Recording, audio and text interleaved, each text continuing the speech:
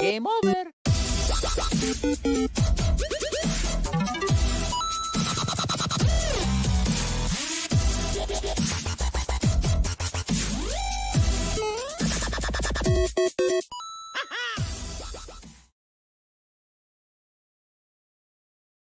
What is up? Welcome back. It's Friday night. You're here with the Average Boys podcast. It's your boy Crispy, and I'm here with my boy Brian D. What is up, man? I'm all over the place, man. You're all over the place today, buddy. You okay? Yeah, it's pretty good. Yeah, just overworking my brain a little bit, man. I was telling you, man. It's all right, dude. I'll take it from here. Yes, of course. It's your boy Brian D. Everyone, how's everyone doing tonight? I am 1/3 of the Gym Class Majors podcast, and of course, I am one half of the Average Boys podcast. Again, straight every Friday. Well, I don't want to say every Friday, but most Fridays I'm here to talk the we've been nerd pretty shit. consistent, man. The idea of content, it's crazy. It's fucking crazy the kind of shit that we can pull off. Listen, on the grand scale of things, I've been here more than I have not been here, so that should account for something. So that's positivity. That is the way. That's the way I like to look at it. What's up, Triggs? How you doing, man? How you doing, my dog? Good shit. Triggs in the comment section, just hanging out. What's going on? How's been the week? The week's been long. Work has been extremely busy. I'm still in the middle of moving. If you guys haven't seen, I haven't changed my background, but should be another 2 weeks for that. But other than that, man, I really can't complain. About yourself, dude? What's going on with you? It's been pretty solid. We have a really cool film festival going on this weekend. We got Cine Soul, which is it's been around for a minute, man. I want to say it's been around for several years, and they're hosting a really cool convention / competition tomorrow, kind of like the one I did last time, but that was with another organization. Cine Soul, I think, is probably one of the longest going ones here in the South Texas area. Tomorrow they have a really cool cast of people, man. I'll totally put that up real quick. So wait, when you say competition, what do you mean competition? Like a competition in what regards? What they do is they do an event during the beginning of during when they start letting people know that the event's coming. It's called the 36-hour film race. And what it is, in 36 hours, you have to produce a small length film, kind of like what I did the last time, right? And it's in the same format too. It's not something where they're like, oh, cool, just make a minute movie. Thanks. And then bye. No, what it is they have to set you up with things like that. When the competition starts, they let you know exactly what you need to put in your film. And it's either an object, a theme, and then a saying, or it could be a prop that you have to use or some type of effect. It's pretty thorough in the sense of what it is that they do. And how long do they get? How long? What's the time limit that they're giving you? So sometimes they're 48 hours. Other times they are this one is 36. It all just determines. So it's either a 3-day or a 2-day. So is there any significance in the reason why they give you such a short amount of time to make a movie or a short? Just so that they can kind of really, really push on everybody's opportunities to see who's creative and who's not, who can kind of keep up with that. The idea is to, for filmmaking and stuff like that, it's working well under pressure, and it's a competition. There's got to be some excitement to it. If you do it to where it's just oh, well, yeah, just get it done by the time, the event starts or whatever, then you turn in the film and then you have to review it and watch it and all this other stuff. And then you have to go through it, fine tooth comb, make sure they use the props and the theme correctly and all that stuff. There's a lot of stuff that goes on to it, I'm guessing. So as opposed to that, they're going to give you 36 hours. So if you do something really, really bad, you have no shot of recovering from it. Yeah, you have no opportunity. That's really fair. So with that, here is the festival advertisement for it.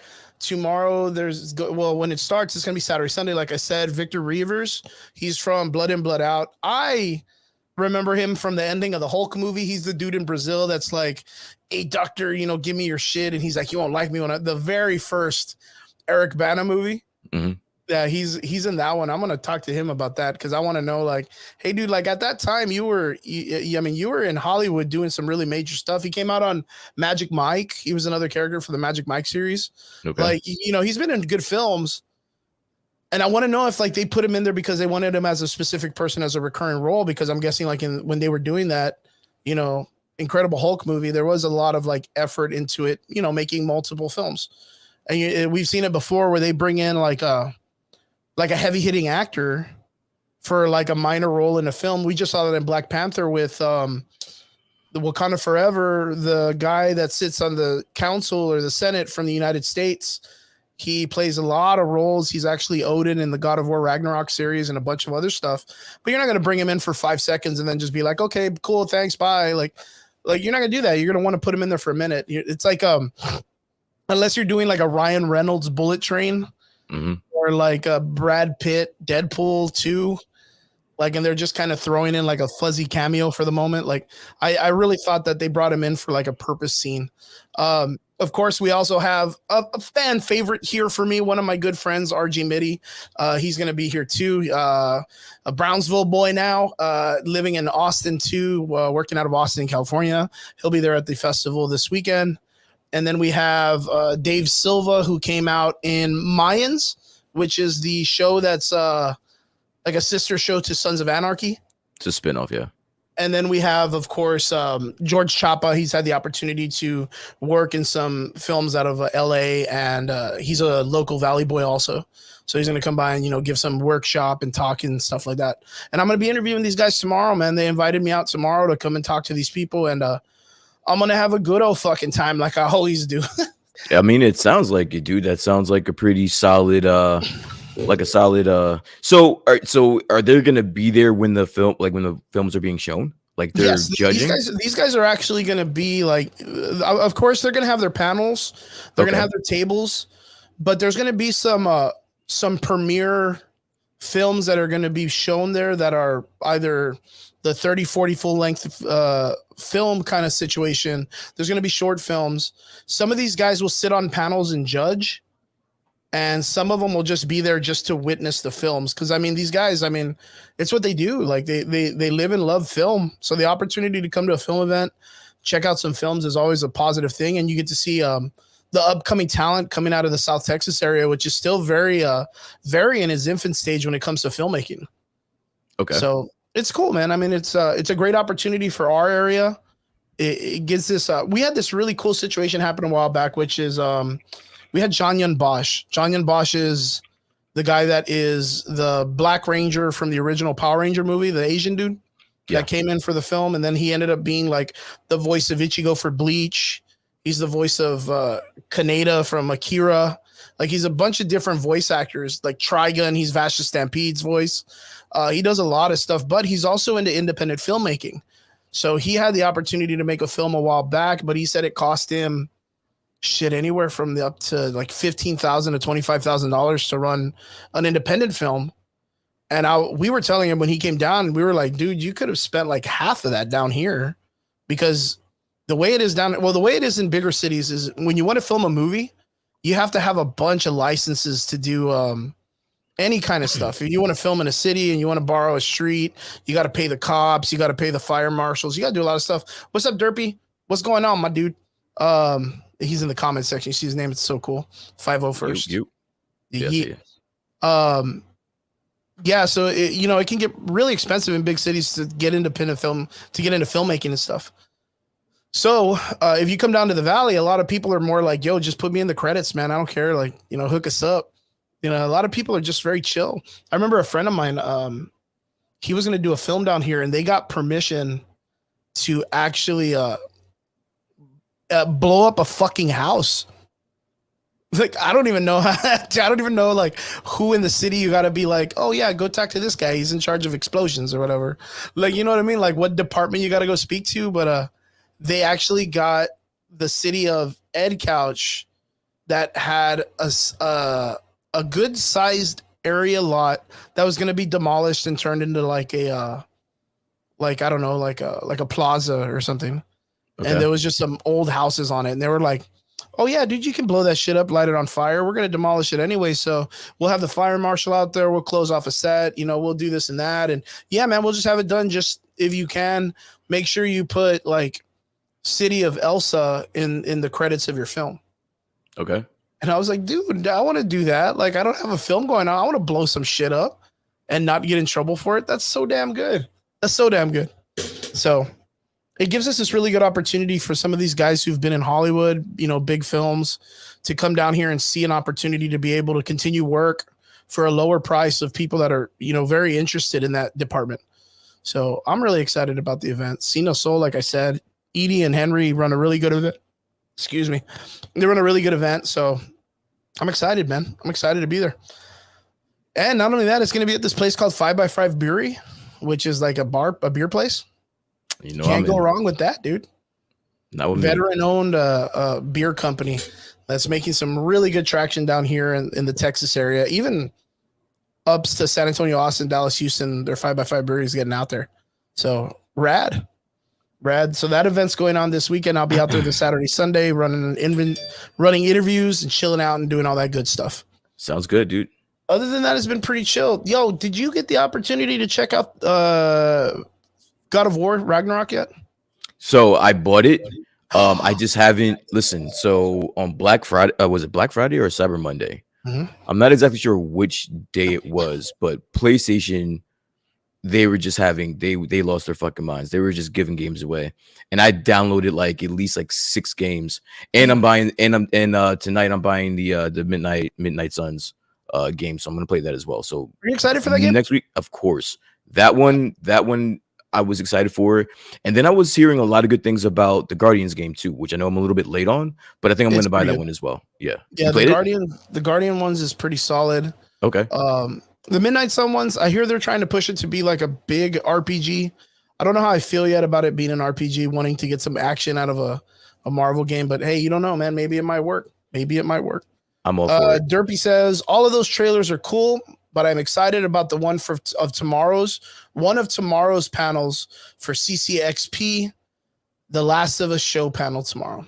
Oh, yeah, man. The Last of Us. We're getting a trailer for that hopefully by tomorrow. And then he says, I know footage will be shown there, but I'm pretty sure a new trailer will probably drop at the Game Awards. So, what is it? It's BrazilCon that's showing all of these trailers, right? Yeah. Yeah, but they're ballsy, bro. Like, can you imagine? It's the Brazil's Comic-Con, yeah. LA Comic-Con, they show like 8 trailers of all the Marvel movies, and they never let anyone see it. Yo, I thought that was very interesting that they waited until the Brazil Comic-Con to show. They've always done it like that. They've always kind of waited like months, man. I mean, I get that, but specifically for the Antman trailer, which we'll go into later. But I thought that was very interesting that they waited until Brazil to show that trailer. Yeah, because there's been months, man, since the San Diego Comic-Con. Yeah. Oh, you know what? I'm sorry, I didn't mean the Ant-Man, because the Ant-Man we already saw. I was talking about the Guardians. My fault. Yeah, man, it's been a minute, man, since they had that and since they show footage, and you could tell, man, Marvel doesn't. And we're so far out, keeping that shit offline. We're still far out from the movie too. Like it's not even anywhere close to it being released, and we got our first trailer. What is it like? Isn't it March or something? I think March or April. March or something. Yeah, maybe April. And so far, the trailers don't look too bad. I really haven't seen a lot of them. I know we got a lot of drops for a lot of trailers this week. It's been pretty crazy. It's been a little slow. Nothing too crazy. What it's else? Actually May. Off of the topics. Derp says he's actually really excited for the Hogwarts Legacy game. Hogwarts Legacy looks pretty dope. Looks pretty good. If I can go around, I always tell people there's no Mexicans in Harry Potter because they're scared of the real black magic that Mexicans do. So it'd be cool to have a couple Mexicans get a Glock, Grand Theft Auto out, shoot a couple people, and get out of there, dude. I'm down to mod the fuck out of that game, dude. If I can mod a game, turn a wand into an AK-47, and just run around and shoot kids all day, that'd be so great, dude. Damn good. But we had like I said, a couple of cool drops. Other than that, really not too much has been going on this week. Other than that, did you hear about Alkalites? Star Wars Acolytes. Did you hear about that? No, I did not. What's going So, on in the world of Star Wars? Daphne King, world famous Logan's daughter, X-23 Lauren, is going to be in the film. She kind of dropped some information this past week that was like, yo, the film's going to be kind of primarily about a bunch of Sith people, and like it's going to be more in tune to a story about the Sith. It's not really going to be about Jedi dealing with Sith, and then you get like a little bit of like here and there talk. It's going to be straight like the Sith are going to be the main point of the story. So we're going to see some stuff behind the curtain for once, man. I'm really excited. How do you feel about the Andor, or not Andor, the Acolytes? I saw the Andor in the comments. How do you feel about the Acolyte film? Or story or series or whatever? So from what I know, right? So apparently there's this leak that you're talking about, which I didn't hear anything about, but going off of what I know of it so far, I'm in. From the fact that it's going to be about, you know, almost like a Sith origin story, I'm all for it. Like I kind of think where we are right now in the lore of Star Wars, I think we need a Sith prequel or a Sith origin story. I think we need that. I think it's needed in the pace of what Star Wars has been doing already. We've already had so much storytelling when it comes to the Skywalker saga, the Jedi saga. So did you say exactly what the plot was? Did you? No, I didn't really get into it too much. I just know that she was talking about that the Sith were going to be the main. Do you know what the plot's about? What's the plot about? No, I thought you said that was the point of the top of the conversations, that there was a plot leak that you saw. Oh no, it was just Daphne King coming out and talking about it. She kind of just like released some information. It was cool. I mean, let me see if I can find it. Daphne King. Well, anyway, I think it's gonna be dope. I think it's gonna be something that that the Star Wars fans are looking for. Now, the problem is like, I don't know if it's gonna be good or bad. That's gonna be up for debate. But I'm wondering how the fandom is going to react, because as we know it right now, Star Wars fandom has got to be the most toxic in the world. So I'm just interested. I'm just interested to see like what the reaction to any show, not just this show, because there's going to be more coming that we know of, but any show moving forward until we get to Mando. So in a recent interview promoting his Dark Materials season 3, Keen said, I can tease that it's a prequel. And no, I mean, as you know, it's set 100 years before the prequel movies, and it's kind of an explanation on how the Sith infiltrated the Jedi. It's a Sith-led story which has never been done before. Listen, it's been really fun to film. The cast is amazing. The director and crew are lovely. The whole experience is wonderful. I'm really excited for these people to see it.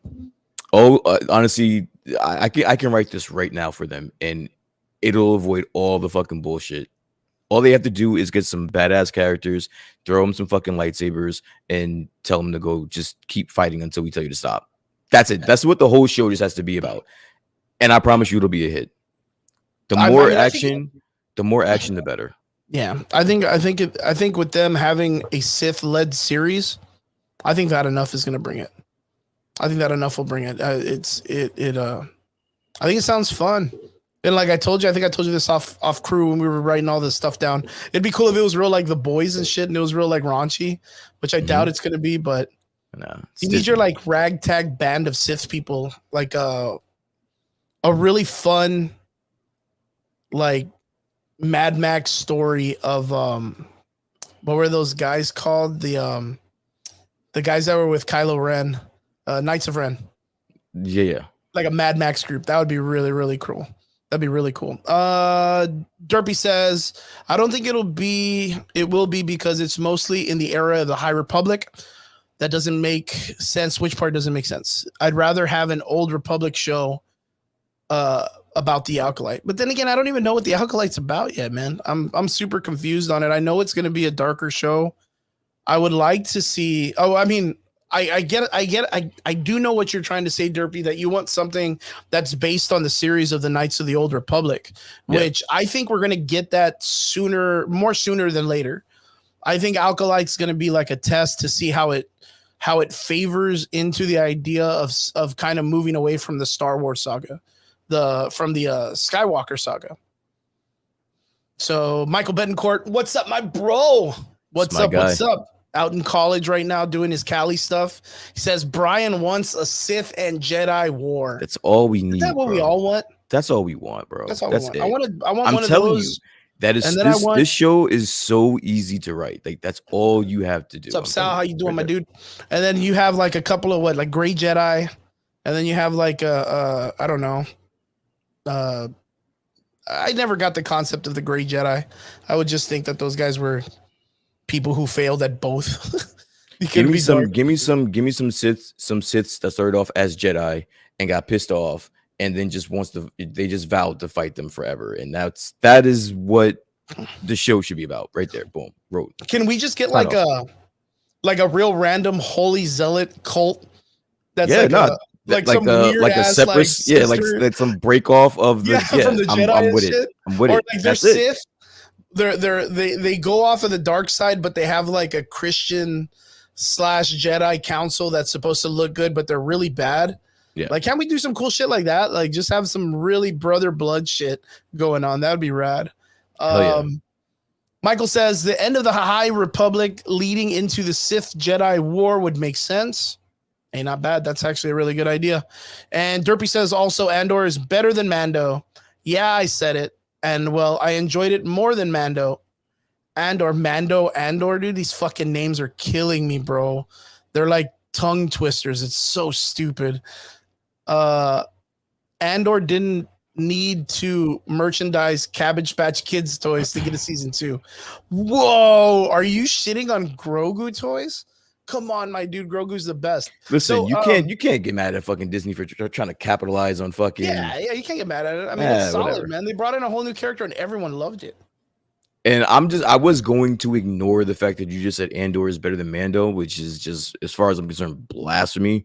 So I'll just refrain from answering that, from replying to that. I still haven't caught up to Andor yet, man. I stopped at the cereal eating episode.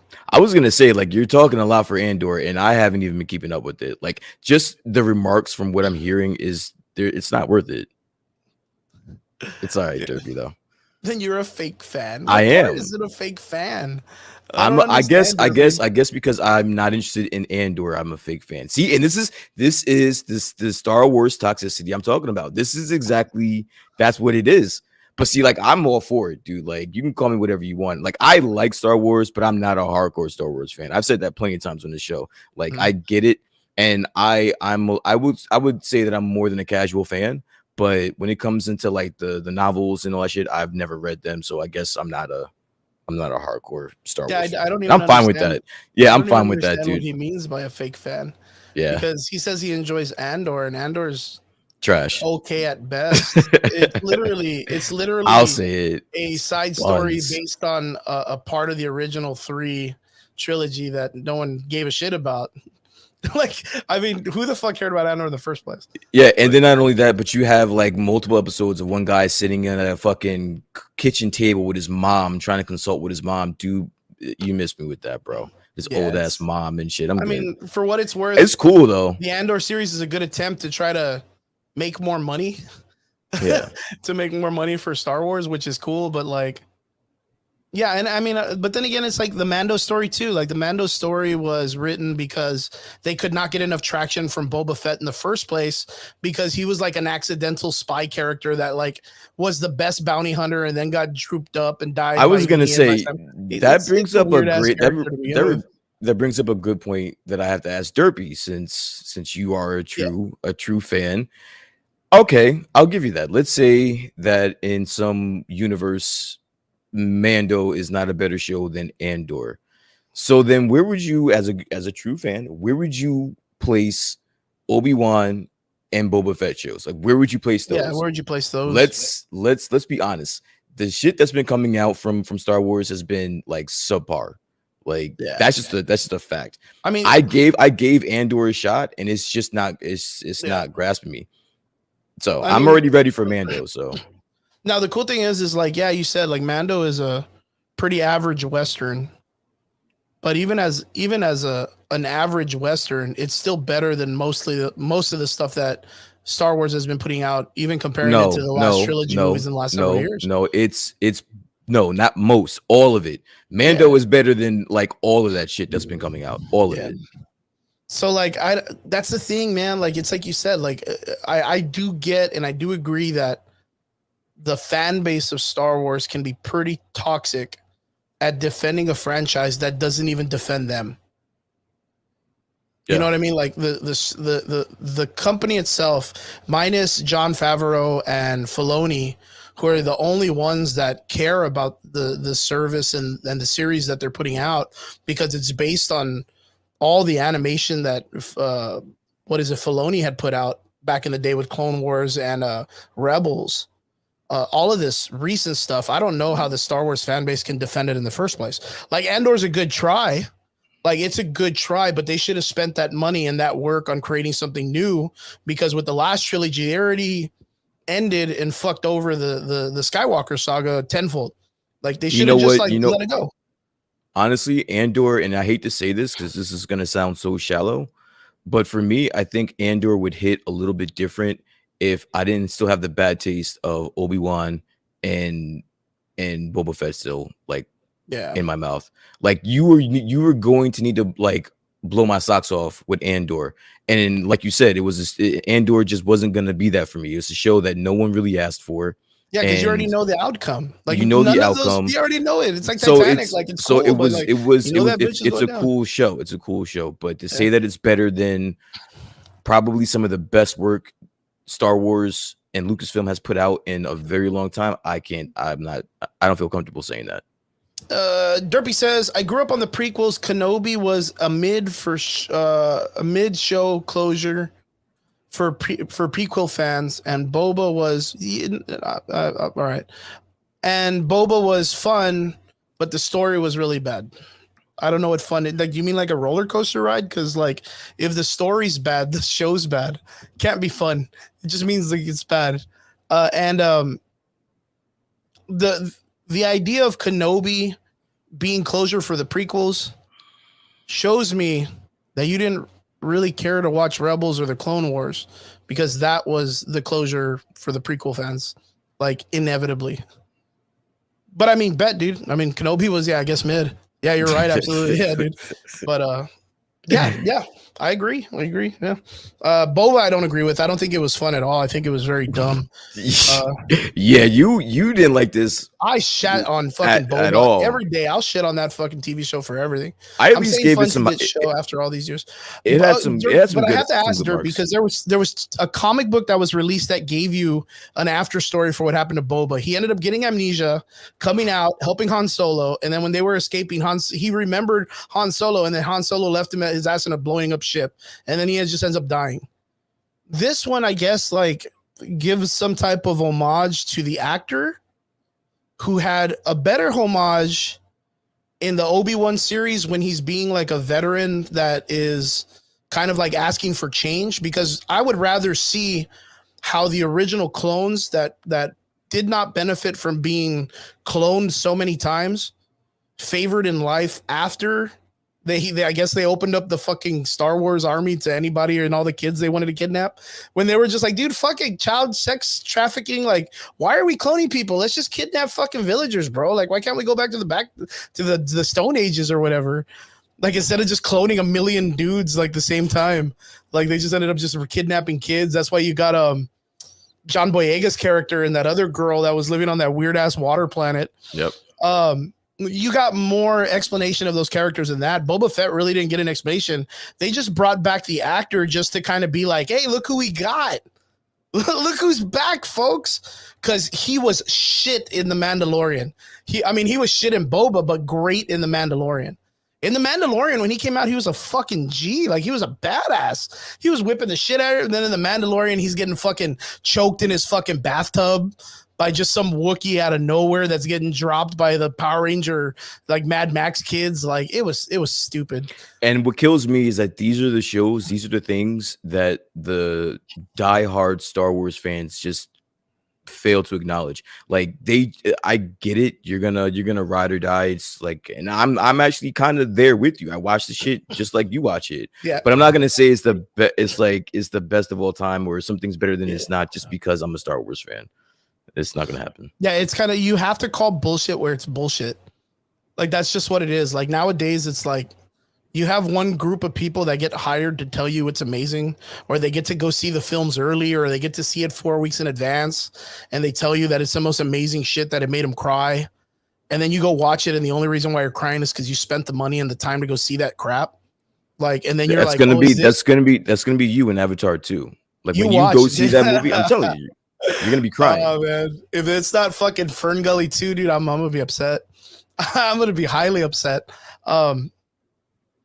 Yeah, like it's very weird. A lot of the stuff that's been coming out for Star Wars isn't great, and I think it's just because of the fact that you can't keep beating a dead horse, and that dead horse is the Skywalker saga. Like, everything that deals with it, there's so much more of a universe that you can kind of deal with now. Can it be that saved though? Can it be saved? Oh yeah, definitely.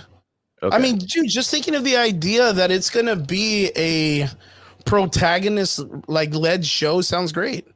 A bunch of evil people, like, just, showing us how they're gonna be evil and infiltrate the Jedi Academy. Yeah, but this sounds like it's not gonna have anything to do with the Skywalker saga Fantastic. at all. So that's Fantastic. Yeah, fucking, that's fantastic. I'm so tired of it. I want to see Yoda when he's like in his teenage years, macking on that other Yoda chick, them having Grogu or whatever. Like, great. Yeah, I think Yoda's. I mean, I don't even know if the because he lives to be Jedi like and she was 500 years around. old, isn't Yeah, he? he's old as fuck, dude. Yeah, and so I this don't is even only know. like 100 years in the past. So everyone else is gonna be not there. Minus Yoda will be there, but he'll be Yaddle. Yeah, Michael Betancourt knows. He knows that. He simps that. He's like, I want to see Yoda get it on with Yaddle, man. Well, not get it on, but I just want to see him be happy for once. I want to see his skills. I want to see his macking skills. Michael Betancourt says, I really want to see a Rogue Squadron series. Now you see, like, that's an interesting thing.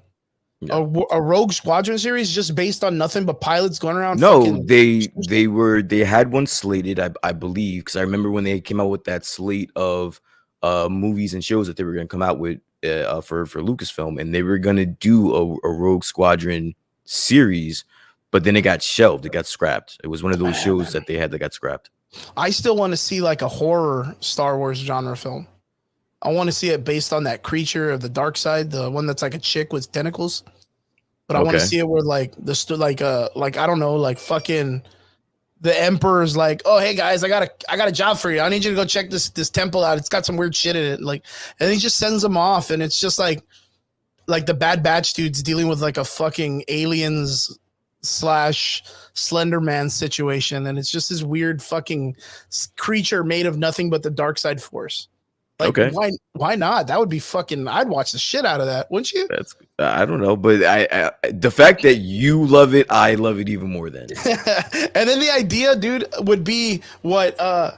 Then Halloween at Universal, Hollywood, fucking what, Star Wars, whatever, they have like a whole like horror part. They get to bring in like the zombie looking stormtroopers that are all beat up, and like that's like an old school like story that they wrote where there was a situation where they had like zombified stormtroopers come back to life to like attack a group of them. Okay.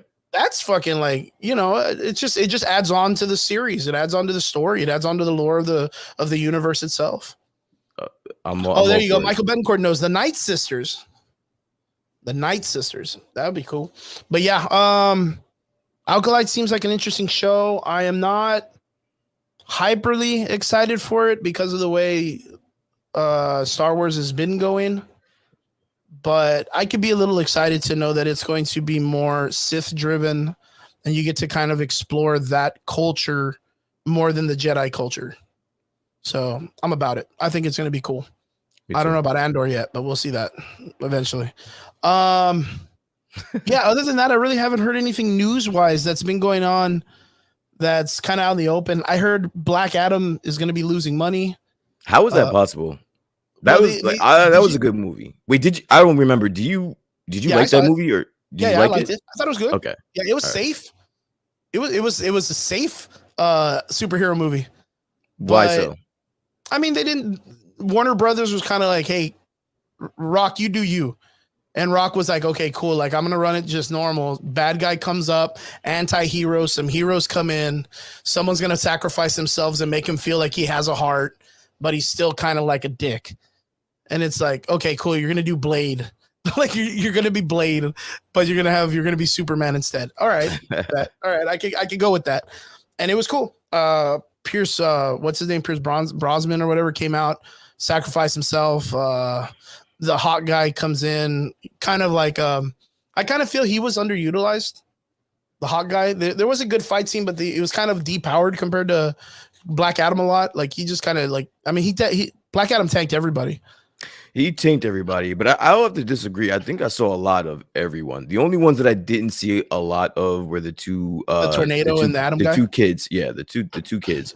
But I thought I got way more Hawkman than I had anticipated. I got like a lot more.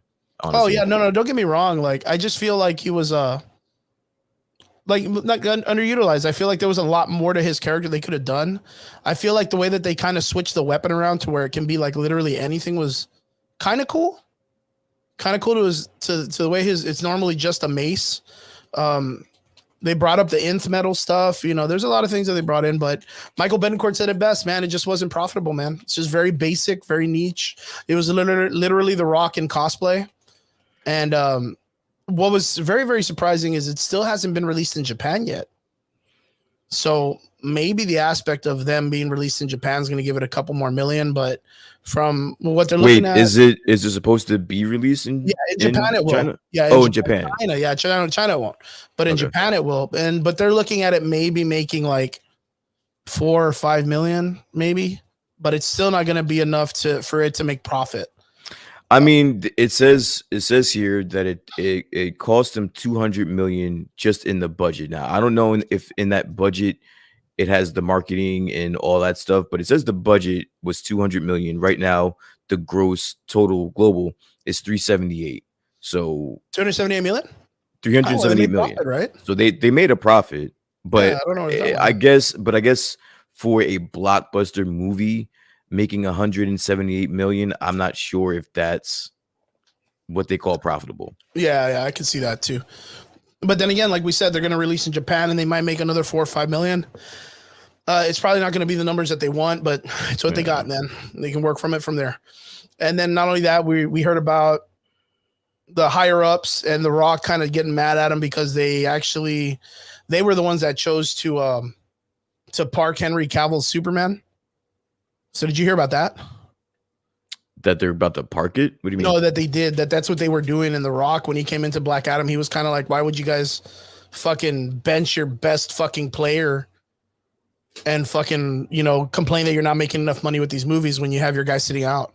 You're asking me if I ever heard of... Did you hear about that? You're asking me if I heard of The Rock being the reason why Henry Cavill got in the movie? No. I know that. But did you hear that The Rock has been making like a lot of like loud accusations on how Warner Brothers has been handling their shit, especially after the James Gunn accusation, like for them to acquire he still hasn't said anything about that, which is extremely odd. Yeah, but he has been talking about is how they were running the show before they came in. So I know that he was talking, and this is what I know because like there's been close eyes to this. I know that he had some things that he said before the movie came out, but since the movie came out, he hasn't really said anything. He like the week or two after the premiere, he was still promoting the movie, but since that, he hasn't said anything, which is not like The Rock. So when we were here talking about this about 2 or 3 weeks ago, I remember. And I was saying that it was weird because he hasn't said anything. Like usually if something happened under his umbrella, like let's say he was working with Warner Brothers and there was a big acquisition like James Gunn to be their quote unquote Kevin Feige, he would say something. He would say, congratulations, James Gunn, or whatever. But he hasn't said anything. He hasn't said anything about Warner Brothers. He hasn't said anything about DC. He hasn't said anything about anything. So yeah, there's something pretty quiet about it. There's something there, dude. So so that's news to me if he said anything after those like initial 1 or 2 weeks, but I haven't heard anything. Maybe you have. Yeah, I heard it. I heard it a couple days ago actually, where he was tweeting out like he was literally, or it was in an interview, and in the interview he was complaining on how they sat out their best player, which is he was talking about Henry Cavill, like the situation with him, where beforehand it was Henry Cavill was talking about how he himself as an actor did not want to, was thinking about taking a step back, not wanting to be a part of it, maybe stepping back, which was the whole Snyder Cut Justice League situation. Got a bunch of the fans all riled up, talking about how Henry Cavill was the best Superman. He can't leave.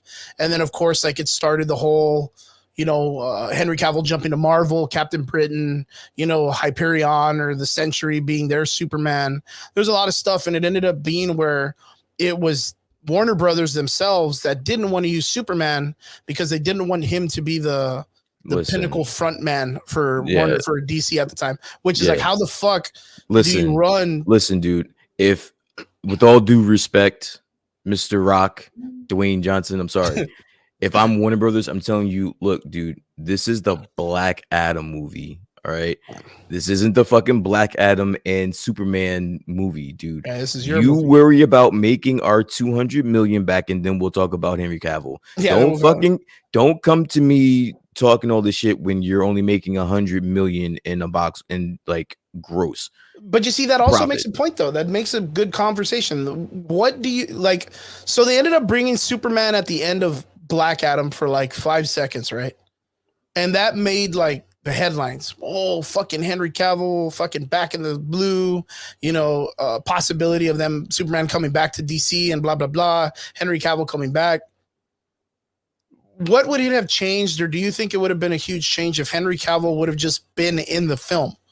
Like, as like the third part, Black Adam goes a little nutso, and Amanda Waller is just like, fuck it, we're calling in the big guns. And then it's Superman fighting Black Adam till they find out Amanda Waller's a piece of shit. Like, do you think that would have changed the outcome of like the situation where the money's not there for the film? Do you think it would have changed the price value? Having Superman in the movie is basically what you're asking me. No. I don't. But why? It just, none of this makes any sense. Like, we've had movies with Henry Cavill in them, and they haven't made the money that they're probably thinking that would be able to save them. So I wanted to, this actually kind of correlates with what Mike said. Mike said, in response to what I said, he said the loss is considered overall recovery from the other films. It didn't make enough to save everything. Well, I would combat that by saying, what movie would have? You know how much money they scrapped with, like, after the acquisition? And Flash, dude, there has been so much money lost that nothing could have recouped that. Yeah, nothing's gonna save this right now. Nothing would have recouped that money that they spent. They spent an obscene amount of money to make these movie/shows that have all got scrapped. And if I were one of the executives on the like okaying the Black Adam movie, I would not be one of them that's sitting there saying, "Hey, you need to go out there and go make that money back." That's crazy. Yo, not only that, the corruption with the CW show, with the CW studio, where it was like, for every dollar spent, they were losing like $2. Did you hear about that? I haven't heard about that specifically, but I don't need to hear that to know that they were hemorrhaging money. Like, yeah, they were fucking that place up, man. I don't need for every 30 minutes or for every movie. No, dude, like, the numbers are out there, how much money you guys have spent to make Batgirl that no one fucking asked for. All these other fucking shows and movies that no one fucking asked for, and that when Big Dog took over through the acquisition, he just said, "Yo, get all this shit out of here." Yo, I want to ask you guys, and this is just on the personal note, speaking about Batgirl, like, are you guys sad for like the cast and crew and the actress who's like, "Oh man, I really wanted it, and it was going to be the greatest film," and all this other stuff, we worked so hard? Like, are you guys really like Snyder Cut #Batgirl release kind of like people, or like, is it one of those things that you're like, fuck no, I don't give a shit about that? Like, like, I don't know how to put it. I don't know how to put it any nicer than that. So I don't think so. I don't think anybody cared. Yeah, I think more so we were shocked over the fact that they scrapped it when it was already done. Like you guys really spent all that money, finished the projects, and then said that's nah, so fucked and up. then said nah, we're getting him out of here. They Like look no, at the fucking director. The guy just looks over and he's like, "Dude, what the fuck is this, man? I'm nah, gonna put this out." nah. I don't feel bad for Michael Keaton. I don't feel bad for anyone that was in him because they most of them are in an actors union or whatever. So I'm pretty sure they're covered. They probably got their money. Um, I don't know. Michael Betancourt says, "Oh, I agree, Brian. There is no movie that realistically can save everything, but and hear me out. It's a big but. They can blame anything they want on Black Adam. Oh yeah, they can blame anything they want on Black Adam and The Rock. A tentpole film with a blockbuster actor. If he didn't do it, then they can leverage that against him later." Oof. I think honestly, Mike, and this is why I love having conversations with Mike But yeah, because he always Mike always comes with brings in the some really good with the ideas. good shit. Here's the thing. I think that the job that James Gunn ultimately got was in the balance on Black Adam, and I think The Rock knew that and gambled on himself. I Yeah. think I think he put a lot of dip on his chip and said, I'm about to knock this out the park. I'm about to get this cameo with Henry Cavill, and I'm going to jumpstart the DCU again. And with the money that they made, it didn't do that, and he failed. This, ladies and gentlemen, and I do believe all the rumors that he was under the assumption that he was going to be in the role that James Gunn ultimately got. Yeah. And so I think that's another reason why, if he is coming out with any disparaging comments about the WB or the DCU, this is why. Is that petty part? He's just Yeah. kind of talking shit now. Yeah. Yeah, I can see that. Yeah, I totally agree. What is it? Oh, what's up, Georgie? How you doing, man? Forbidden TV. Shout out, Rob. I saw you in the comments earlier. You're like one of my first people I didn't get to say what's up. Shout out, Vince. What's up, Mike? Of course, Mike. What's up, everybody that's here watching, guys? Thank you for tuning in. Of course, we're gonna be checking out Derpy. If you're still there, thanks for tuning in. We're gonna be checking out some trailers in a little bit. We're just making sure we drop on some regular knowledge before we start. Yeah, but the Black Adam series, like, it's not making the money that it was. I mean, DC, of course, doesn't look good for what it's worth. I think for money wise, Black Adam didn't do it, but I think for rejuvenating the opportunity that DC could save itself and go back to the idea of it making solid movies, I think kind of gave a little bit more promise. It may not be in the sense of like what the big wigs and the higher ups wanted money wise, but I think for us, the fans, Black Adam did fairly well for itself for a DC film to at least say like, hey, you know what? Like, well, if this is the direction they're going to be taking DC, well, I can't wait for the next thing that they're going to be doing. So this is so funny watching some of these numbers for these movies that are blockbusters that would have probably, in my eyes, would have made like $1 billion had the pandemic and COVID never happened. Like, it's so interesting to see these studios start scrambling. Yeah, because they're not making the money that they were accustomed to. Like, it's so interesting. And I don't think it's in the sense of them like they're really losing a lot out of this. I think it's just that, like you said, it's just that. What do you mean? I think they're losing a lot, dude. Yeah. Disney, like, the rumor is Disney's about to get bought by fucking Apple. It's because they're not making any fucking money. Yeah, this is what I'm saying. Like, there's no money out there. No one. We're in a recession, and I honestly think that it's only going to get worse. And that's just my cynical ass thinking out loud. And I think that some of these companies are panicking. Okay, I think they're fucking panicking. I mean, I don't think Warner Brothers is going to panic. I mean, Warner Brothers is in the same situation as. I mean, Disney's only been dedicated to like its theme park, and of course, like buying out everything child entertainment, right? That's panicking. Really all it does. They're panicking. Yeah. They put James Gunn as their lead for Warner Brothers. That's what I'm saying. Warner Brothers. I think they're panicking. That, to me, that sounds like a panic fucking move. I don't know, man. To make James Gunn your head of the DCU, I think, to me, that sounds like a panic move. Maybe. I kind of feel like like DC's. I mean, I could say it, but DC's scrambling more for the sense that it wants to be making Marvel money. Because like Black Adam probably made as much as like the lowest grossing film of what Marvel's done. And Yeah, I I think think that's what they're kind of cramming out more. But the things are like the films of Marvel, they're still pretty mild. They're mildly successful, minus the idea of us not having China back, right? Um, the Marvel's still keeping up fairly well, except that now they're putting out more money to make films, and they're needing to make that money back, and they're not getting that money now. But that's because the films after Infinity War have been so vast in the sense of like, cast, crew, and all that other stuff, CG and all that other stuff, that it's hard for them to go back to that very chill movie making situation. Everything's got to be like a masterpiece. And I think that's where it struggles from, is that, the technology's changed and everything's got to be super fucking expensive. Mm-hmm. And it's hard for them to keep that price range going. That's why they're kind of pushing more into like the streaming and the smaller amount stuff, because they can put big money into smaller series without having to go big budget film and put it all in one big thing. You know what I mean? Yeah. Yeah. So for what it's worth, like I said, Black Adam to me was a fresh of breath air. I think it was really cool that The Rock was able to pull off what he did, but even with the Henry Cavill situation. All right, listen, hold on 1 second. So, Forbidden TV, what's his name? Yeah, that's Georgie.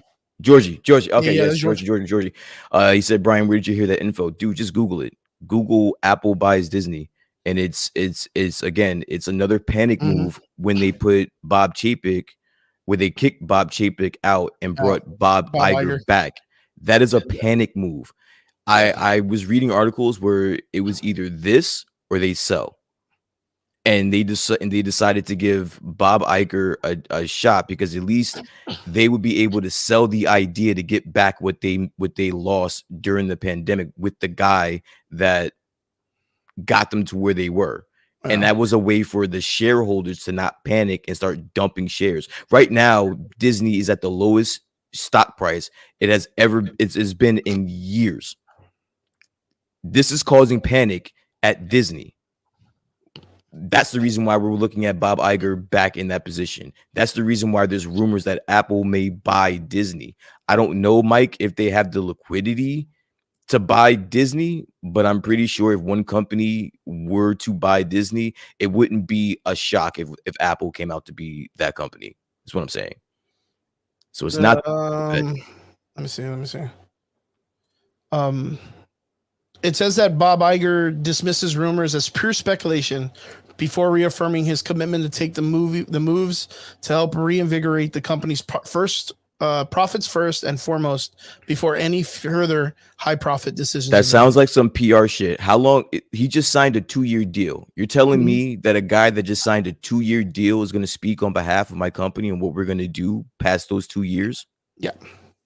That doesn't make any sense. You don't have the authority. Yes, you may be in charge, but for the stockholders, you're only here on a 2-year deal. After 2 years, you're out of here. Yeah. So what are we going to do in those 2 years? We still got to consider that. That's what I'm saying. You're just to get the finances back in order. Like, but is that because of the fact that in the 2 years they're going to sign that deal to Apple? How does he know? How does he know what this 10-year plan that they may have over there is? You're here for 2 years. That's it. So I don't know. It just all looks weird. That's what I'm saying. It just says, as reported by THR, Iger addressed recent rumors surrounding his intentions for the company's future during a town hall meeting affair after his first day at Disney's returning CEO. It had previously been reported that by insiders that the CEO had been considering a merger with Apple, where he previously served on the board of directors. Oh, so he was a part of that. I don't even know that. To address missteps taken during Chapek's tenure and to solidify his legacy. However, Iger dismissed this rumor by saying it's pure speculation. And then that's where it ends up being what I read a little while ago. And one thing that I do know about mergers is that it can all fall and come crumbling down if someone leaks out that someone is trying to buy that company. If it comes out that Apple is trying to buy Disney, that's not a good thing. Like, that's not a good thing.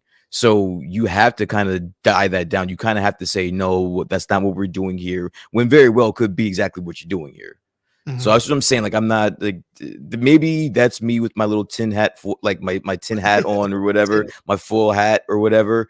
But I think it's got some legs to it. Call me crazy. Michael Betancourt says, what that statement means is I'm going to throw everything I have at the problem, and hopefully we can correct this ship's course before we sink. Okay, and you don't think there's a bunch of people that are saying, okay, you can throw the kitchen sink at them, but if this doesn't work, we're gonna have Apple. Yeah, we're gonna have Apple on speed dial. So here, do what you can in 2 years, make us some money, or we're selling this shit. I think that could be not only on that, the table. to hear right now that Bob Iger was already sitting as one of the board members for Apple, like it's going to be an easy connection for Disney to bring this guy back in and then have him connect Apple to him and make it like just a very, very easy merger with the two companies. Because he'll already be on a good standing with the board of Apple, and he just says, "Hey, you know what? It's not as bad on this side as it seems. Let's get it." Maybe Disney needed to bring him back so that they can come in good terms and get a better pricing for them to come in and be associated with Apple. See, now we both have tin hats on, bro. I mean, there's a lot of things to speculate on it. See, because the thing is that shit came from somewhere. It came from somewhere, bro. And it ain't gonna be no fucking dude hanging out at Stripes buying a 6-pack that's on the way out, just being like, you know, it'd be cool if fucking Bob Iger came back and bought fucking, Apple fucking bought Disney. That'd be great. Nobody's talking about that shit on the whim, and it's not gonna make fucking CNN news. Mm-hmm. It's not gonna make its rounds like this. And I really think that came from somewhere. And so much so that Bob Iger had to actually make a statement about it. Yeah, if it was some bullshit, he would have just ignored it. Yeah, he would have just ignored it. Yeah, I believe that too. George says it's funny because the CEO of Six Flags Amusement Park copied Bob Chapek's strategy for the park, and Six Flags quarter for earnings are actually worse. They've been in just like Disney. Oof. Oof. Fuck, that's like when Mario lands on. I was being nice. I thought I was being nice. That it was one of the worst. But if it's like the worst, that's what I heard. That their stock price is in the gutter right now, and they're panicking. They're panicking. That's why we're looking at Bob Iger right now. Yep, straight. Well, I don't know, man. Sooner or later, it looks like we're gonna have Mickey Mouse Apple Watches. So I'm excited. Yo, Brian, so what are we getting into today, man? There's a bunch of shit that dropped. Dude, Trailer-wise, we got trailer day. This past week, not a lot of stuff. I know that the what is it? The fucking everybody's talking about Violent Night. The fucking. Are you gonna see that? I don't even know what it's about. I have no idea what the fuck is going on. It looks awesome. I'm gonna see that movie, and guys, don't kill me, but I'm also gonna watch that Cocaine Bear movie. I'm definitely watching. I'm definitely watching that movie. Oh man, I don't understand society anymore. Nah, man. Dude, who in the comments is gonna see Cocaine Bear with me? I'm watching that movie. I'm sorry. Do I gotta put this trailer on or what? I haven't seen the trailer. I didn't even care. You have not seen the trailer? When people were telling me about this fucking dude, Cocaine Bear, and I was like, get the fuck out of here, dude. It is exactly what you think this trailer looks like. It's exactly what you think it is. Cocaine Bear. It is so awesome. I'm gonna watch this movie like twice. Oh no, and George said trailer. We're watching the trailer, dude. Okay, let's get this shit, guys. Dude,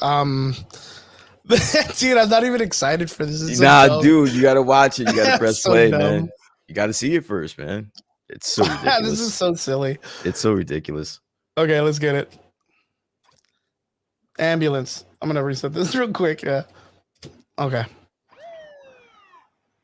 You guys hear it? This is awesome.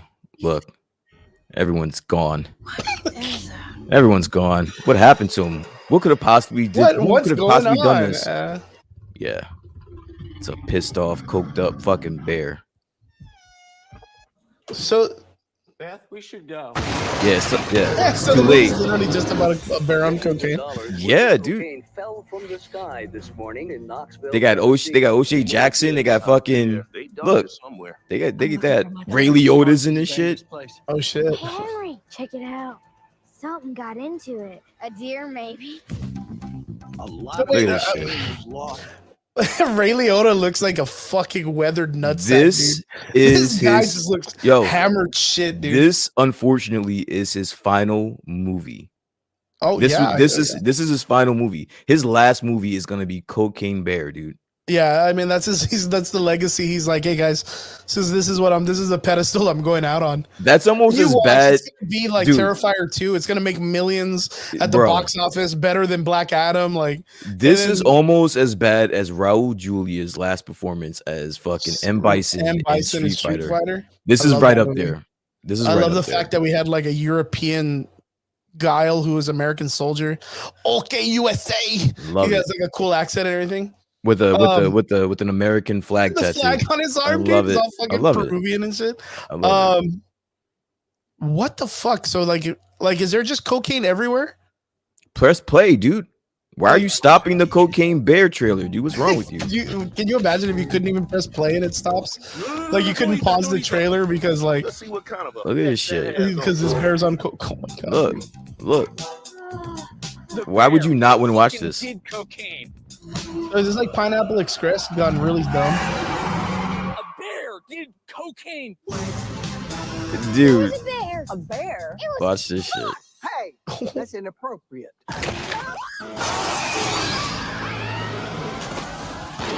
You're safe. Bears can't climb trees. Of course I can.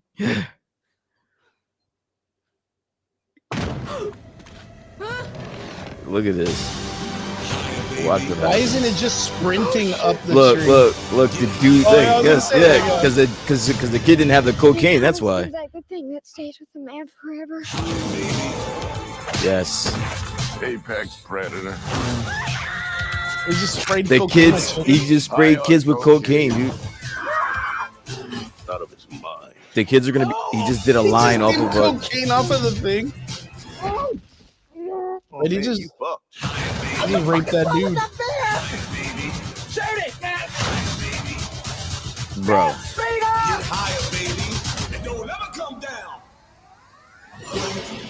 I'm seeing it. Where's my money? Take my money. We have such good luck in nature.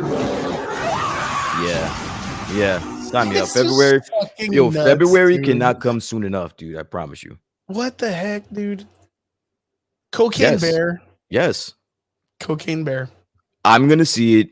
I'm gonna somehow coerce you to see it. And then we're gonna come in here and talk about it. Yes. Yeah, that's completely bonkers. You're absolutely correct, George, in the comments. It is probably gonna be a must watch. The other one that we'll throw in there real quick was, of course, what is it? The Grinch one. Have you heard of this one? I've heard of it. I'm not into like the whole. I just haven't seen like the Winnie the Pooh one and then the Grinch one. I don't know if I'm gonna watch this shit. Yeah, though. someone told me about it, and I was kind of like, oh, okay. I wasn't What, really hyped about it or anything like that. I don't think What was it? What did it look like? Oh, it's literally saw it? just the Grinch story, but it's a horror film. And there's a part of me that doesn't even think it's real, but I guess Is it a horror? Is it like a horror Oh, you or know like a what? slasher movie? It's a slasher movie. Okay.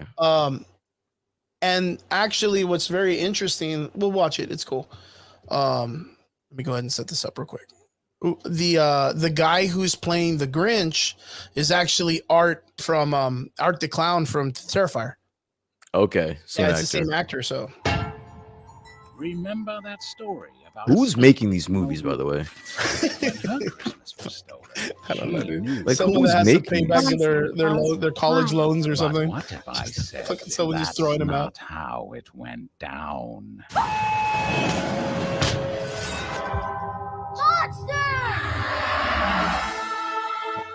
You gonna be okay? Because we can turn around right now. No, poor girl. Her mother was Is killed. that Billy Bob Thornton? Did you ever find a Christmas killer? Oh Never my got a reliable god. description of the man.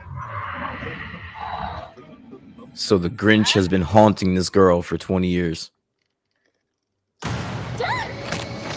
she supposed to be like what's that girl's name? Lucy Liu or Wendy Wu or whatever? I don't know, dude. If you don't get this low budget shit out of here, bro. Christmas killer thing.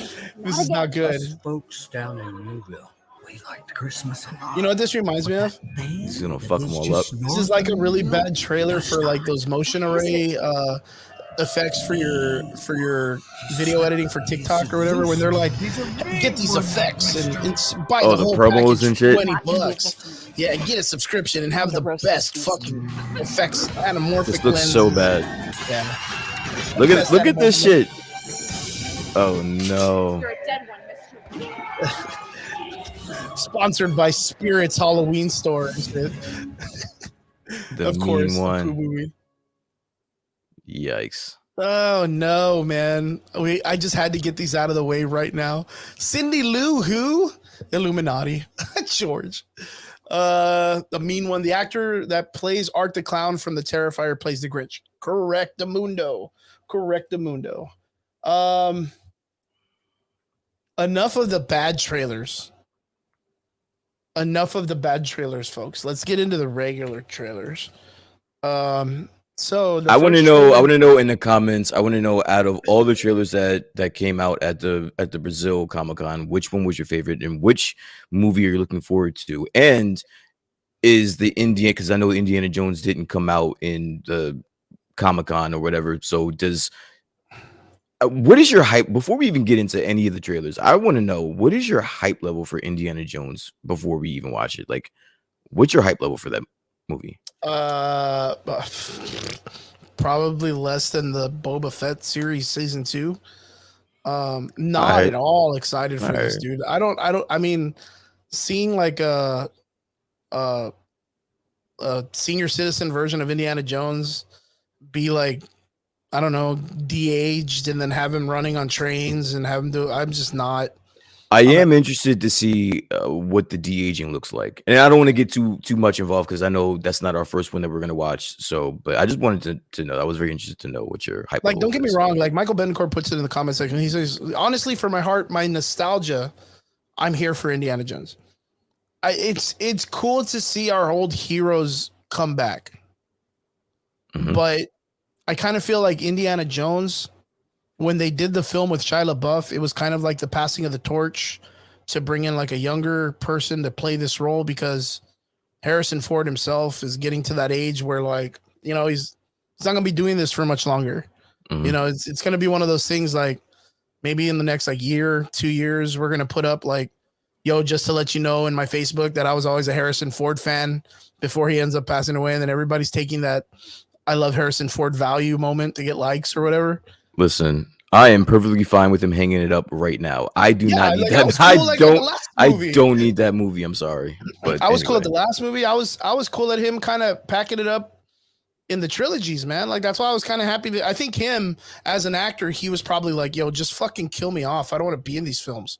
Like, just fucking. Yo, we got so many fucking Indiana Jones movies. We don't need anymore. Like, I get it, like the nostalgia effect. Like, I will watch any of the older Indiana Jones movie with any of you guys any day of the week. I love those movies. But do I need them in 2022? I would have preferred, and I'm hoping that this is the way they're going to go with this, is that it ends up being where like Harrison Ford ends up being like his father in the series, where he's like the little supporting character, but they bring in a younger character to carry him around. I don't know if you remember when they had Sean Connery in the original Indiana Jones movies. Yes. And he was always like the little old man that had his little briefcase, and he would do a little bit of action. And then when he would extend his arm, you'd be like, oh, fuck, he did something. How cool. Like, you didn't have to you didn't have to put him like jumping out of windows and shit like that. You didn't have to do that. You just made him this guy is riding a horse in a subway. So yeah, you're going to get, I can't. You're gonna get. I haven't even seen the trailer, so I don't even know what to fucking expect. I just know it's there's. I know Mads Mikkelsen's in this, which is cool. Wait, you haven't seen this trailer? I haven't seen the trailer. I don't even give a shit about it. You're bugging. I listen. I at least wanted to see what they were talking about. And once I saw it, and I know he's playing a Nazi character, which means he's gonna die. And again, Mads Mikkelsen's a fucking G, and I think he like deserves more screen time. But like, again, they're just using him just to have a character they're gonna kill off and have him be like a badass for a moment, like, because he just looks like so like fucking like has like a badass face or something for Hollywood villains. But yeah, I'm about this shit. Are we about this? I'm not about it. Like I said, I don't need to see it after watching the trailer. I think I'm cool on it. Listen, if they give me another trailer and it looks better, maybe I'll change my mind. But as we stand right now, I'm not looking forward to it at all. Oh man, that makes me super not excited.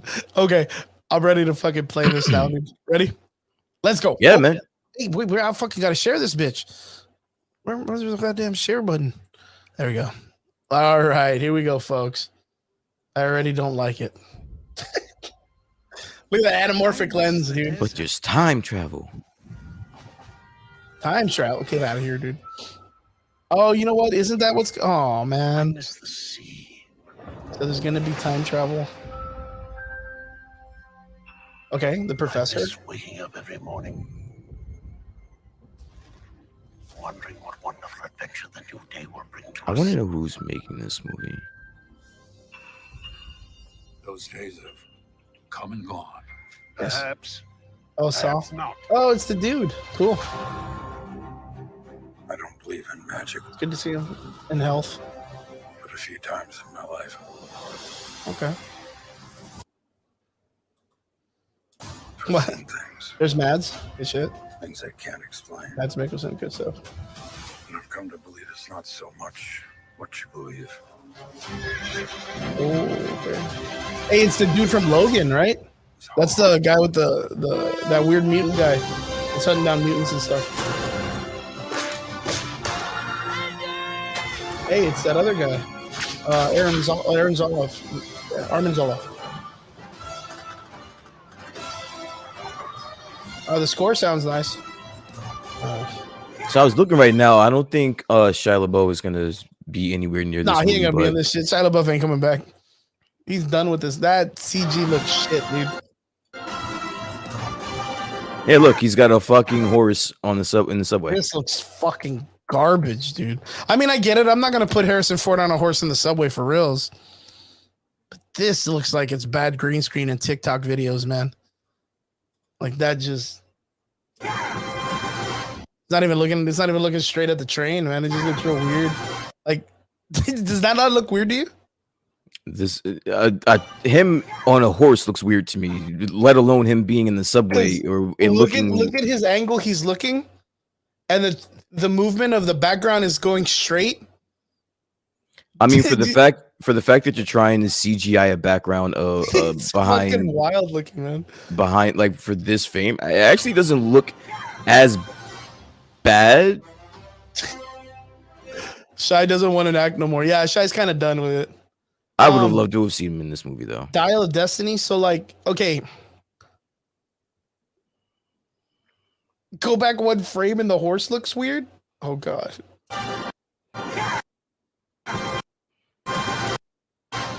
Yeah, well, I mean, the horse is gonna jump sideways. I get it. Like he's looking to where he's gonna jump, right? Which is it's looking at that gap, right? Mhm. But yeah, that whole CG looked weird. But wait, are you telling me they're gonna use time travel for reals, or is it like a National Treasure, and he's investigating something while they're doing flashbacks through time of an item that they're trying to find? I have no fucking idea what they're planning on doing with this movie. You're telling me that now you're going to introduce time travel in Indiana Jones? All bets are off, dude. I don't even know what I'm watching anymore.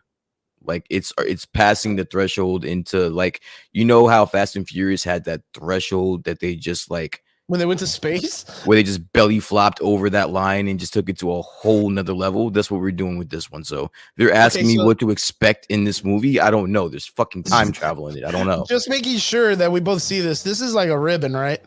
Because I 100% thought that was the Rolling Stones, like a patch from the Rolling Stones, the mouth, the lips or whatever with the tongue out. I thought that was that right there. And I was like, okay, they're not time traveling. That's a punk jacket, and nope. It's a punk jacket. How do we feel about the de-aging right here? It looks pretty good, man. It doesn't look that bad. I'm not gonna rag on him for that. Looks fucking sharp, actually. Like, I mean, the hair does look a little bit like fuzzed, but it moves natural as fuck. The back part of his head. It looks a lot better than some of the other de-aging shit that I've seen. Yeah, recently. the Patrick Stewart in the X-Men movies. Yeah, Magneto and shit. That looks really sharp. That looks really, really good. Michael Betancourt says, I believe it's flashbacks, but rumors have included friggin' everything, including the lunar landing. Oh god. Yeah. So when you're asking me what to expect, bro, I don't need. What are we talking about now? Like this is taking on a whole nother fucking formation. So let me now. ask, like, the Steven Spielberg universe, I guess you could say, right? Mm-hmm. If they introduce time travel to the Indiana film, can we safely say that the Indiana franchise is not meant to be like in a non-science fiction multiverse. Because like I've always associated with like Indy to be like in our universe because it's always been pretty grounded. So like it's like, okay, cool, like a treasure hunting archaeologist guy, you know, going around doing this kind of like National Treasure. Yeah. But then when they bring in like, oh, here's a sphere or a scepter and it glows in the dark and it has purple plasma and it can shoot laser beams, that's when my brain goes, oh, it's not in our world. It's in some fucking weird sci-fi world that shit exists. Like my brain automatically clicks into like its own like thing. So this is what I just, when I watched the trailer, this is what I learned afterwards, is that this movie is going to be produced by Kathleen Kennedy, number one. Huh. Steven Spielberg was slated to direct it, but then stepped down in 2020, which is weird. And then he was replaced by Mangold. That right there doesn't sound good. I would have rather, if we're gonna go the Mike Betancourt route for the nostalgia, then I would have liked to have Spielberg direct this. Yeah, that would have made more sense to me. But the fact that he's out, it kind of takes a little bit away from it for me personally. Huh. So you're telling me a Kathleen Kennedy produced movie that doesn't have Steven Spielberg? I don't know. Yo, lunar landing part. That would probably be this parade. Correct? I mean, this looks like the parade when the guys came back from the lunar landing. Sure. Okay, just fucking just agree with me on this one. I said it sure. looks very similar to when the 3 astronauts came back. Yeah. Or the 4, I don't know if it was 4 3. I think it was 3. They took him in a vehicle through the center of like New York City when they got back, and they kind of like did this whole parade, and it was very JFK-ish. Like it was very just like a lot of American flags and a lot of ribbons, what I remember in the old video. Not only that, this looks to be like an old school time period, right? We could tell by the people's wardrobes in the back and everything like that. Mhm.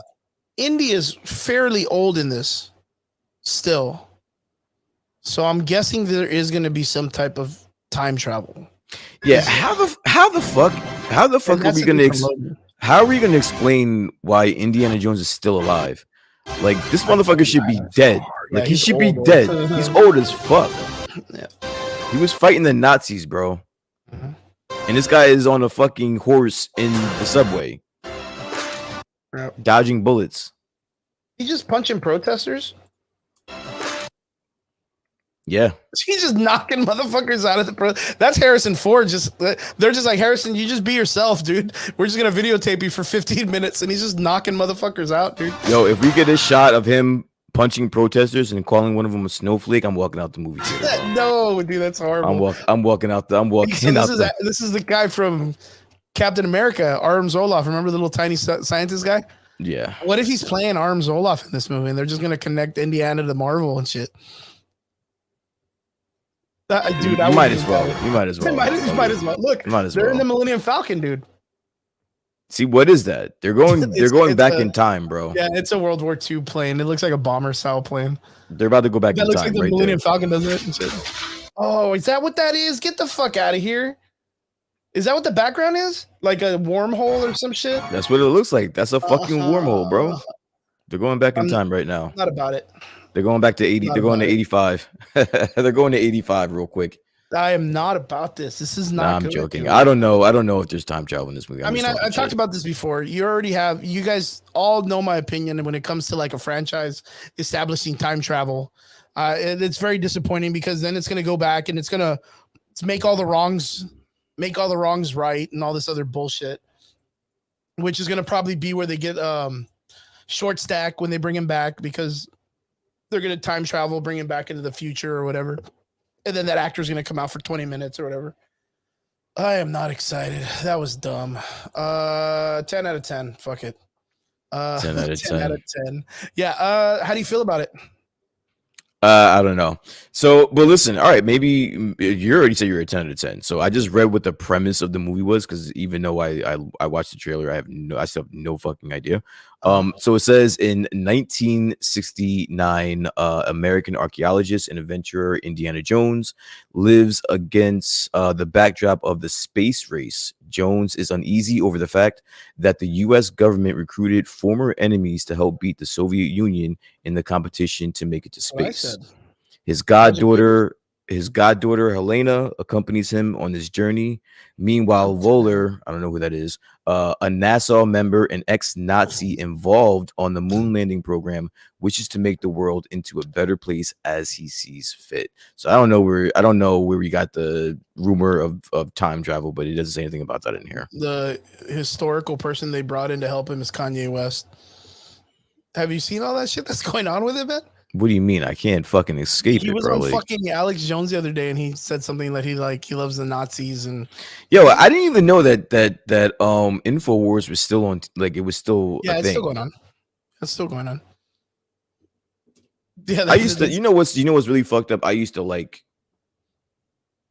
Alex Jones for. There was a part of me that was kind of into him for a bit. I think I can't deny the fact that he did blow the whistle on a bunch of shit that was going on in the background. You can't deny the fact that he went after Congress, or not Congress, but politicians, and like blew the roof off of that. Why isn't he still doing that? Why isn't he still doing that anymore? Like, to the point he just where lost his way. I think he just got caught up with all the fucking, because it's like the fucking he rabbit didn't hole. fucking shit. losses. He fucking dude. The rabbit hole shit gets weird sometimes. Nah, man. dog. He got paid off. He got. This is me again. My fucking. No, he got paid off. I like this kind of shit too.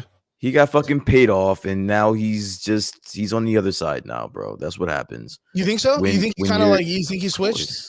The fuck? It was real weird. He just got sued for $1 billion. Where do you think they got that number from? It's because he was getting money. Like, Alex Jones has been getting money over the past 10 fucking years, more than he ever did the previous 20 before that, bro. Michael Betancourt is like, man, dude, fuck Kanye West. Pretty much. For Alex Jones to be the voice of reason, that's some crazy shit. That is some crazy shit. Did you hear what happened though? What do you mean? Like, did you hear about that situation? Like, because there was the one that he was on, Tim Pool, right, which is another right wing guy. Or no, he's a libertarian. I don't want to be disrespectful and say the wrong shit. He was on that show. Kanye West went off against the Jewish community, and then Tim Pool said, well, I don't think they are like that. And he's like, well, who's they? And in the process of explaining what he was going to say, he walked out of Tim Pool's thing, right? Which a lot of people, it made him walking out of an interview for some reason 20 minutes in made national news, I guess. Whatever. If that's what people want to hear, like, that's great. But the one on Alex Jones was a little weird. He came out, he was wearing his whole like fucking hoodie or like a balaclava. I don't know what the fuck he was wearing. But he asked him in the sense like an open-ended question, like, well, what do you think about Nazis, or what do you think about Hitler and all that stuff? And he says, well, I love them too. But I don't know if he meant to say like that he loves everyone equally, human being wise, like he respects life, but he doesn't, like, he's looking past the idea of their actions as human beings and wishes they were better or some shit. I don't quite get it. But then he literally went off to say like, yeah, I like Nazis and I like Hitler or whatever. And it's like fucking Alex Jones flipped out. I think they even cut the feed. Like, it just went nuts after that. How do you feel about what's going on with all that shit? Are you kind of like up in the air about it? Like, is it kind of like one of those things that you're like, nah, bro, that guy's just fucking dumb. Like, he's off his meds, or he's just fucking freaking out and he just needs to chill the fuck out. I don't know what you want me to say here. Like, what the guy is, I don't know, man. He's hemorrhaging money. He's saying things that I don't necessarily agree with. Yeah. And he's on a show that I don't even fucking watch. So who cares?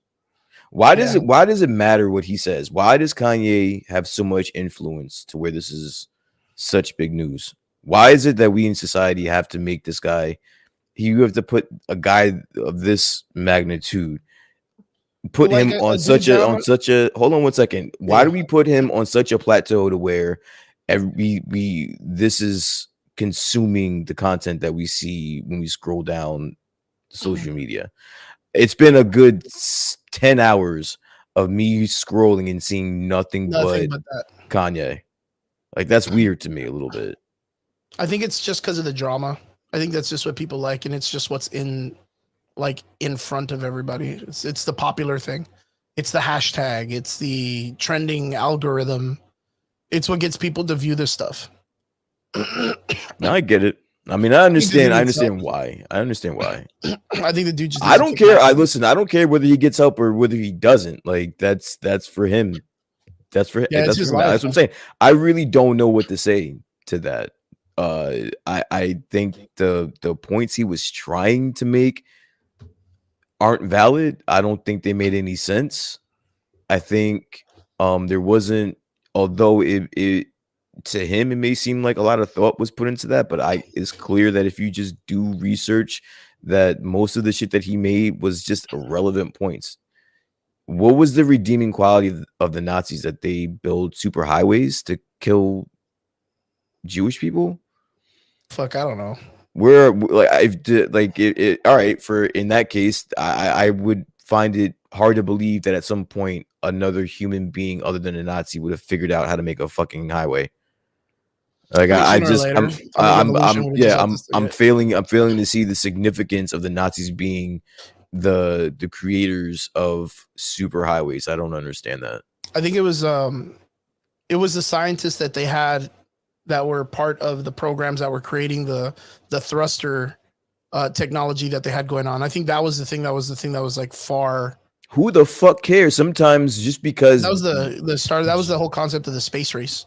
Just because an evil person has one redeeming quality does not make them better.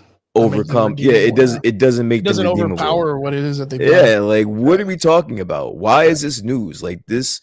And it's funny because people have been warning us for months that this is how we felt about Hitler. Like, to me, this is not news, which is the reason why I'm confused why this is news. I have been hearing in the news for months that people that have tried to intervene and talk to him, they say, "Oh, you think what he's saying now about the Jews is wild? Yeah, why wait don't until you he gets into fucking wait until you hear how he feels about Hitler?" Like, I saw that. So when he finally came out and said this was not news to me. Damn, that's crazy as fuck. Yeah, but I haven't even. You think that just came out of nowhere? Just him just talking about Hitler? Like, no, that was like, no, that's what he had been talking about behind closed doors. Yeah, for months now. That's crazy, man. I mean, I didn't even get to see the full interview. I didn't watch it at all. This stuff. I don't watch any of it. I don't really even contrive. Like, I don't even subscribe to the idea of what's going on with him. To me, it's just a dude that's just talking shit and doing his own thing, and everybody's giving him attention, and they're just blowing up shit that this guy's just not controlling the shit that's coming out of his mouth. That's really what it is, and they're just making it into something fucking way crazier. But you know what's really fucked up though? Like, I'm sitting here and I'm condemning like society for keeping an eye on this shit, but I can't help. Like, there is some type of excitement I get because I want to see just how far he's gonna go. Rabbit hole. Yeah, or how far not this him, goes. but just the situation. Like, dude. I listen. I feel safe to say just him. I want to see how far down he goes. I want to see how far down this rabbit hole goes because now he has gotten to a point where I don't care what happens to him. Like, I don't care. Like, you had a space with me to where if you had just shut the F up at that moment, yeah. If you would have stopped, you might have been able to come back from this, but now it's way past it's that. clear that you're on a mission, and who am I to stop you from getting there, buddy? Yeah, I'll pull up a chair just like the rest of them.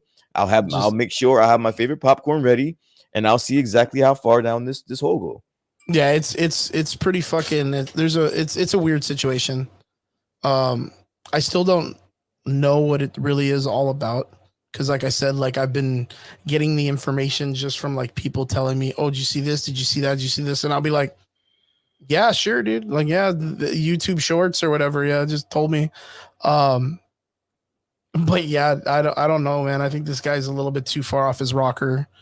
I think someone just needs to kind of take the microphone away from him for a bit and let him chill the fuck out. But you just can't. Like, it's so weird how many times I see this guy in so many different like areas talking the same thing.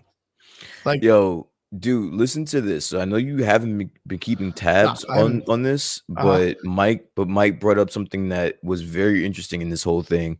So I don't know whether it was this week, last week, I don't know, but somehow Kanye finagled his way to have a sit down dinner with Trump to talk about whatever the fuck he wanted to talk about. Yeah, of course. Trump came out and said, dude, like agreed to sit down with him and him only.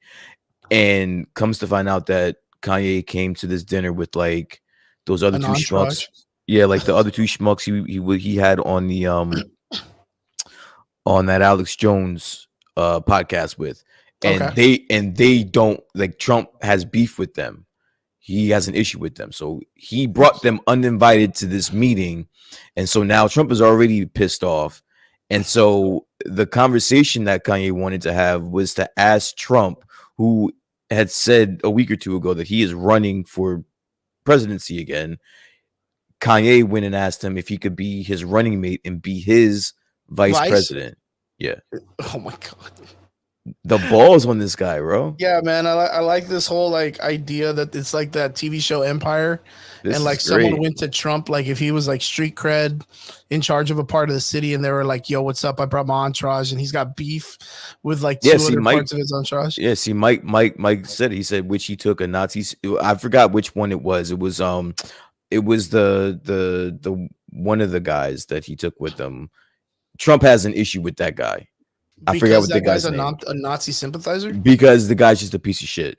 He's Like one of the Kanye's guys. Yeah, one of the guys that Kanye brought. I don't know if it was Milos or Milos, but it wasn't him. It was another guy that he's been running around with recently. Another white guy that he's been running around with recently. That I saw some clip of him just bugging the fuck out. But he took this guy with him to dinner with Trump, and Trump like freaked the fuck out. Times are fucking weird, man. Times are fucking weird.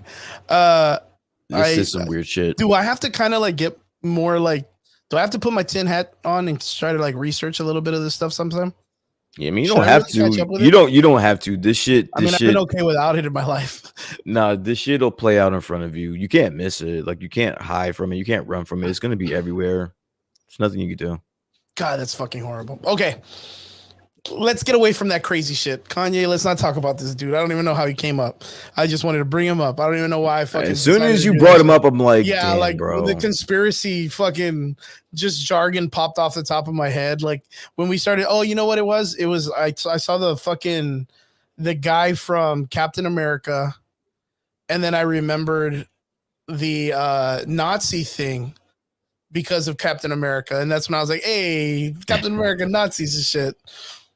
But that Mike, Project Paperclip. Listen, I'm sorry to cut you off, Mike. Mike said, "Am I gonna have to prepare a PR news segment for you guys?" No, we're good. Dude, we're just we're just reporting on what the hell this guy's doing. Yeah. Like, this guy has turned into a fucking freak show. I just wanted to know. We don't really talk too much about this stuff. Nah, we're just talking about what's happening. Nah, you're good, Mike. I'll try to go out there and just make it worse. Yeah, just make it worse, Mike. Because right now you were talking about with Indiana Jones. Yeah. You were talking about it because it started going into what they called Project Paperclip, which is where the United States, from when the fall of Nazis and the fall of Germany in World War II happened, America picked up all those Nazi scientists and was like, "Hey, do you guys want a job? You guys seem like you don't have a boss anymore," and we hired them. And that's kind of like where a bunch of these people kind of got the idea that there was a bunch of Nazis who infiltrated the Congress and the government and all this other stuff. And it's a whole conspiracy theory too, but it all kind of coincides with Project Paperclip, Prescott Bush and all those guys. It's an interesting thing. One day we'll have to get into it. It's like one of my favorite conspiracy theories. One of my favorite conspiracy theories. All right. Yeah, what's your favorite conspiracy theory? My favorite conspiracy, dude, we'd be here all fucking day. Yeah. I guess I don't know if it's my favorite, but I think the one that I spent the most time on, it will probably be split between like the Bilderberg group or like the JFK assassination. I know those are like I know those are like the common ones, but those are the ones that I probably spent the most time. I'm a conspiracy theorist, so I have lots that I can sit here and talk about. But those are probably the ones that I've done the most time. It like was the most trying to time like consuming. deep diving into and stuff. Yeah. I get you. Mine would probably be like the situation like at Nickelodeon with that one guy, the director, and all the people that were getting fucking called for like child abuse and all this other stuff. Yeah. Then it would have to be like Macaulay Culkin talking about the red shoes and Follow the Rabbit Hole, and then Crazy Days, Crazy Nights, and yeah, Project Paperclip's probably like one of my most interesting. I think it's always the coolest one because it's one of those things. Like I always tell people, like, you know, the conspiracy idea for me, it always ends at World War II. So yeah, with the Project Paperclip, but Lizardmen running our shadow government is where it's at. Even with that, there was like a concept that the idea of like the snake in the Adam and Eve story was actually a good guy, and he was told to be bad because he was trying to give us knowledge when at first they were trying to just control us. Like it's a really crazy. The lizard story is crazy too. But one day we'll do a conspiracy show. We'll have to bring in like a super hardcore conspiracy nut job too. So, and we'll get super fucked up, and then we'll get like just 5 hours show. Yeah, 5 hours, dude. 2 a.m, fucking crazy. But I want to go into our next segment. So the next trailer we got coming up is probably Michael Betancourt's gonna go bonkers with this one because his nostalgia wee wee's gonna get hard on this. We got a trailer for Transformers: Rise of the Beasts. This was my favorite trailer out of all of them. I was gonna say, if you got to see it, it looks. This kind of like reinvigorates the idea of what the Transformers franchise needed in the first place. Like it just needed to kind of chill out and kind of like stick to its guns for once. Like actually look like the cartoon. Like this looks fucking good. It looks good, guys. We're gonna get into this right now. I don't know if you've seen it, but we're gonna watch this shit. Let me get it going. Screen share. Yeah, no. When I saw this, I was like, "This looks amazing." You ready to watch? Let's go. Bang.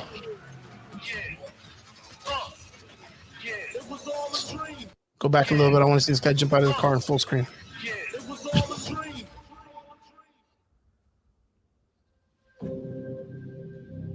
I want to know how long it's been since the last Transformers movie. I think I stopped watching. I didn't watch Bumblebee. I stopped the one of the moon, Dark Side of the Moon. Yeah, I think I might. I stopped watching it before Mark Wahlberg became the head character. Yo, this guy looks legit. Yo, is this guy a fucking Prime also? They're both they're both Prime. Primes. He's a Prime, right? Yeah. To fear, Prime. There is a darkness coming. That's why he sounds like Optimus, Optimus, right? Yeah. Yo, was Optimus just in the woods, like just waiting for some shit to pop off, or what? Or was he with those kids too? I'm not exactly sure. Pull over! I'm not driving! And if you don't know, now you know.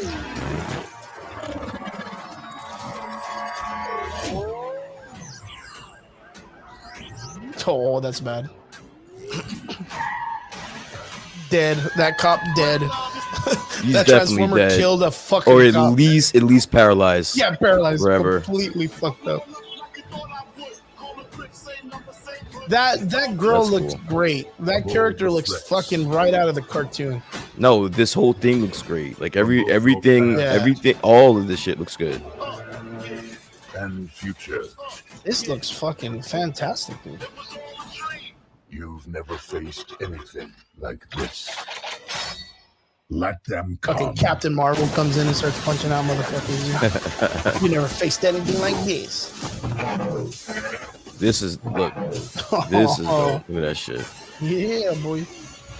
Yo, so is it gonna be like Fall of Cybertron or something where they're just all battling it out, like they're all kicking the shit out of each other? I can only hope so because they're definitely getting my $21.99. Yeah, that movie easily they're gonna get our 21 easily. Yo, can we all agree that planet would probably be the shittiest Earth to live on? That universe where you're just seeing a bunch of robots like start an Arby's or something, like they just start having a gang war in the middle of Walmart parking lot, and they just start fucking things up. Nah, if that's the kind of Earth that someone would live on, it would be the most fucking. It'd It would be epic. like the. Yeah. It'll just be like the Purge. Yeah, like where's this every at? Is day. this- can we say like this is probably Cybertron?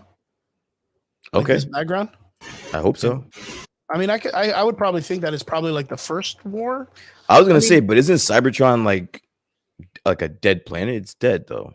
Yeah, like that shit. That's where they all left in the first place. Yeah. Yeah, that's the shit that they all left. But I know that were they always warring on that planet?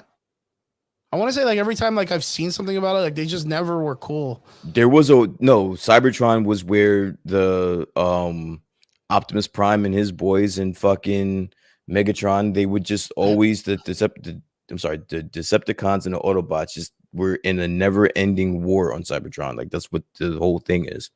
It's a never-ending war.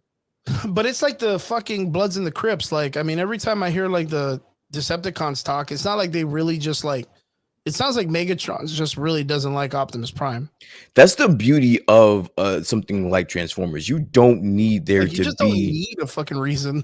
There's no reason. They Yeah, just it's hate just- each other, so they fight. That's it. It's just like, oh, a robot. I'm gonna kick his ass. That's it. Oh, look at that robot. That robot. They need to fucking beat each other up. Michael Betancourt, as a matter of fact, says it in 4 words. I know this lore. Like he knows the story. Mhm. And I knew you were gonna be excited to see this. I like that he put like I fucking can't even type fast enough. Like, look in the last segment, we already know it's coming, dude. This is like a Bloods in the Crypt moment. Ugh. Megatron and Optimus were friends, and then someone banged someone's girlfriend at a party one time. 1000%. That's straight what's gonna happen. You already know it's 1000%. coming. Someone stole someone's stash. And Optimus took Megatron's badass stash to a party and said he got it.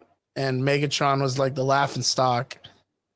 And from there, just fucking straight up gang war, gang shit, dude. Fucking Megatron walks into the party and Optimus has his girl doing a keg stand and shit like that, and it's over. He has his dog. hand around her like this. It's dude. over, dog. Yeah, that's what happens. It was like that episode of Fresh Prince of Bel-Air when Tupac came in and kissed Will Smith's wife on the mouth and shit. Just in the weirdest fucking way ever. That's pretty much what that whole situation is.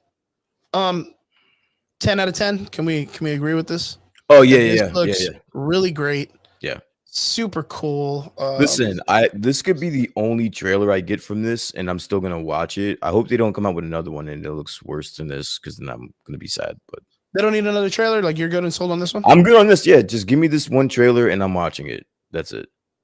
Quit while Optimus you're ahead. says Optimus was a librarian, boring, named Orion Pax. Can you imagine that, dude? Hell no. He's just some dude's never been in combat before. He's just some dude that puts books away and shit. Hey, we want you to be the general, Prime. Are you sure, dude? You see what I do for a living? Orion was chosen to be a Prime over Megatron, and then the battle began. Oh, so he was hating. Megatron was hating. Dude, Megatron Was fucking he was petty, big dude. mad. Yeah, Fucking, he was big it's mad. James Charles and fucking Jeffree Star all over again, man. Jesus Christ, dude.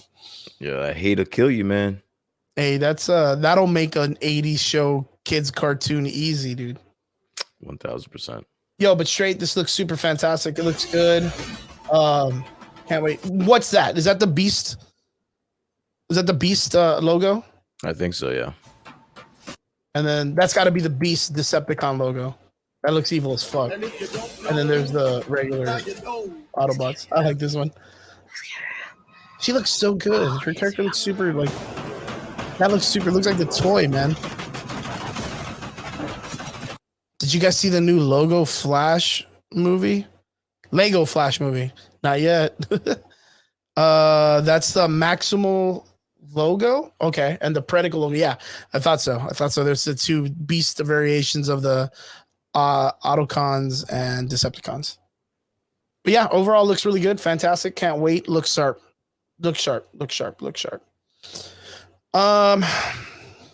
Yeah, now we got one coming up. We're going to be watching The Mandalorian season 3. Now, I did not know there was a trailer for this.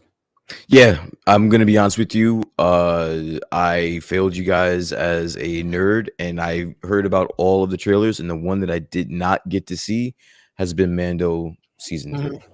Yeah, I didn't even know this was popping off, man. So we're gonna watch it with you guys right now. Actually, let me see if I can find a better one. Are we sure they had a trailer for this? Yo, so there is a new logo for the Flash movie, and apparently that's news. A new logo. You got to see that. Let me see if I got this. Because I didn't know there was a new. Where did you hear about the Mando trailer? Is that new? That's what I heard, that there was a Mando season 3 trailer. Oh, Nah, so far I think it's just the image. Let me go ahead and go to StarWars.com. No, actually, we're good. There's only been talks about a release date for the trailer. okay, my bad. Even better, dude. That's my big even bad. better. It says the release date is going to be let's see, March 1st. Okay. They announced Thursday that the highly anticipated season for Space Western would premiere. The premiere for the season. So the trailer was kind of like an exclusive, I'm assuming, for the Comic-Con, because there was already a Mando trailer that came out at D23, and it seems that the one that was shown at the Brazil Comic-Con was just like an extended version of that. Yeah, Okay. so I guess I thought we would have had access to that, but I guess we don't. As a matter of fact, though, we do have the trailer for going into our last few trailers we're going to be talking about. We have Antman and the Wasp: Quantumania, the trailer for BrazilCon. Just waiting for this trailer I'm waiting for this. Peppermint Frosty from Wendy's. Fuck yeah, boy. Sorry. Get excited for little things. Let me go ahead and put this up. Let's go ahead and get this going. Thank you guys for tuning in and staying with us and checking out trailers and doing all that cool shit with us. Appreciate you guys. Let's watch. This is for Antman Quantumania season 3 or Scott, movie 3. I need you to be the Antman. Again, for the 16th time. You have a chance. The chance to earn that look in your daughter's eyes. I thought he did fantastic in Civil War. I think him when he's in when he's in group films, I think he does fantastic. His independent films I haven't been a really big fan of. The first movie was good. Second movie was okay. An old message. Any more? It's the front gate. Time works differently in the quantum realm. Okay. What if we could enter at a certain point in time, but then exit at another point in time? We could bring everyone back. My whole life happened because I messed up. Not everybody gets a chance to save the world. Avengers! Yeah, boy. Assemble. Still the greatest fucking cinematic event to me ever, dude. I can die a happy man after Infinity War's big war scene.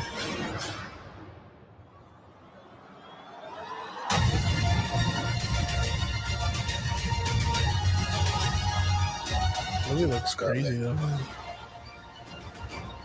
Your reality. Everything you're holding on to, I know how it ends. Oh, that blue energy, man. Yeah, if you leave. Antman. Crazy. Yeah, it's the same fucking trailer we saw like 3 times already. It's really not much. I mean, it's pretty much the same thing that we've seen in other trailers already. Kind of cool, I guess. I don't know. I'm not as hyped for this film as a lot of people are. Are you hyped for this film? I am, and The I only- mean, the only I thing am, I'm and excited for- I'm still hyped, and I know exactly what's gonna happen in this movie. Like I'm I excited for spoiled it. Jonathan Majors. I That's it. spoiled it for myself. I know I couldn't resist because I'm anticipating this movie, so I went and You deep dive? went to all the deep dive and went into the leaks and spoilers and all that shit. And I'm So, pretty sure out of what you read, spoilers wise, does it sound like a good movie? yeah. Like It sounds like a straight up- sad. It sounds like a sad movie. Like it's gonna end on a really low note. It's not gonna Well, look, I'm be gonna a just take a happy ending. chance. And you can kind of say, I don't know, because I don't want you to spoil anything for anybody or theorize, but they have to take Antman off the board. And the reason why Okay. you got to take Antman off the board is because his character is the only one that can transcend time. He's the only one that Kang the Conqueror as a villain. He's their version of the Flash in this situation, which is he's the only dude that can go back and switch and change things because Pym particles are his Mary Sue situation, right? Well, why Once can the Michael Douglas character do that, or why can't I mean, Michelle he Pfeiffer can. do that? I mean, Michelle Pfeiffer's character can't because it's only Why him. she literally just did it. No, her character doesn't transcend time though. She can doesn't only have access. She doesn't have she access to that type of technology. That's what the husband does. She doesn't make the. What do you Pym mean she particles. doesn't have? So what? But She- she has access. She has access to it, though. That's what I'm saying. Like Like she can. yeah, get to she the might not quantum make it, realm. but if it's around, if the technology is around, she can access it. She's a scientist, just like she just is like a he scientist. She's not the person that creates like the time traveling like stuff. I don't know how to Well, explain it, well, like neither, magic well, or whatever. no one did. Tony Stark did it. So that's Yeah, what I'm he's the saying. one Like, that- so if Ant-Man can, if Ant-Man can access it, because you got to think about it. This Ant-Man in this movie is not the smartest person in the room. Oh, he's not. like Ant-Man He's just was in the he's just a comics. tool. He's just a fucking thief. Yeah. So if he's able to do the time travel shit, so can one of them. Yeah, but the way it usually goes is if Hank, he's the only one that knows how to make the particle itself, which is the fuel for the energy or whatever. If you take Hank out of it, then you're pretty much done. But if you take Scott away from the film itself, you have to kind of like stop the Ant-Man cast, I guess. That would be like the best thing for what's his face to do, Kang. But you could leave like the Wasp there. The wife, maybe, but she's probably not going to want to. Michelle Pfeiffer's character is going to want to not be in that like that by herself.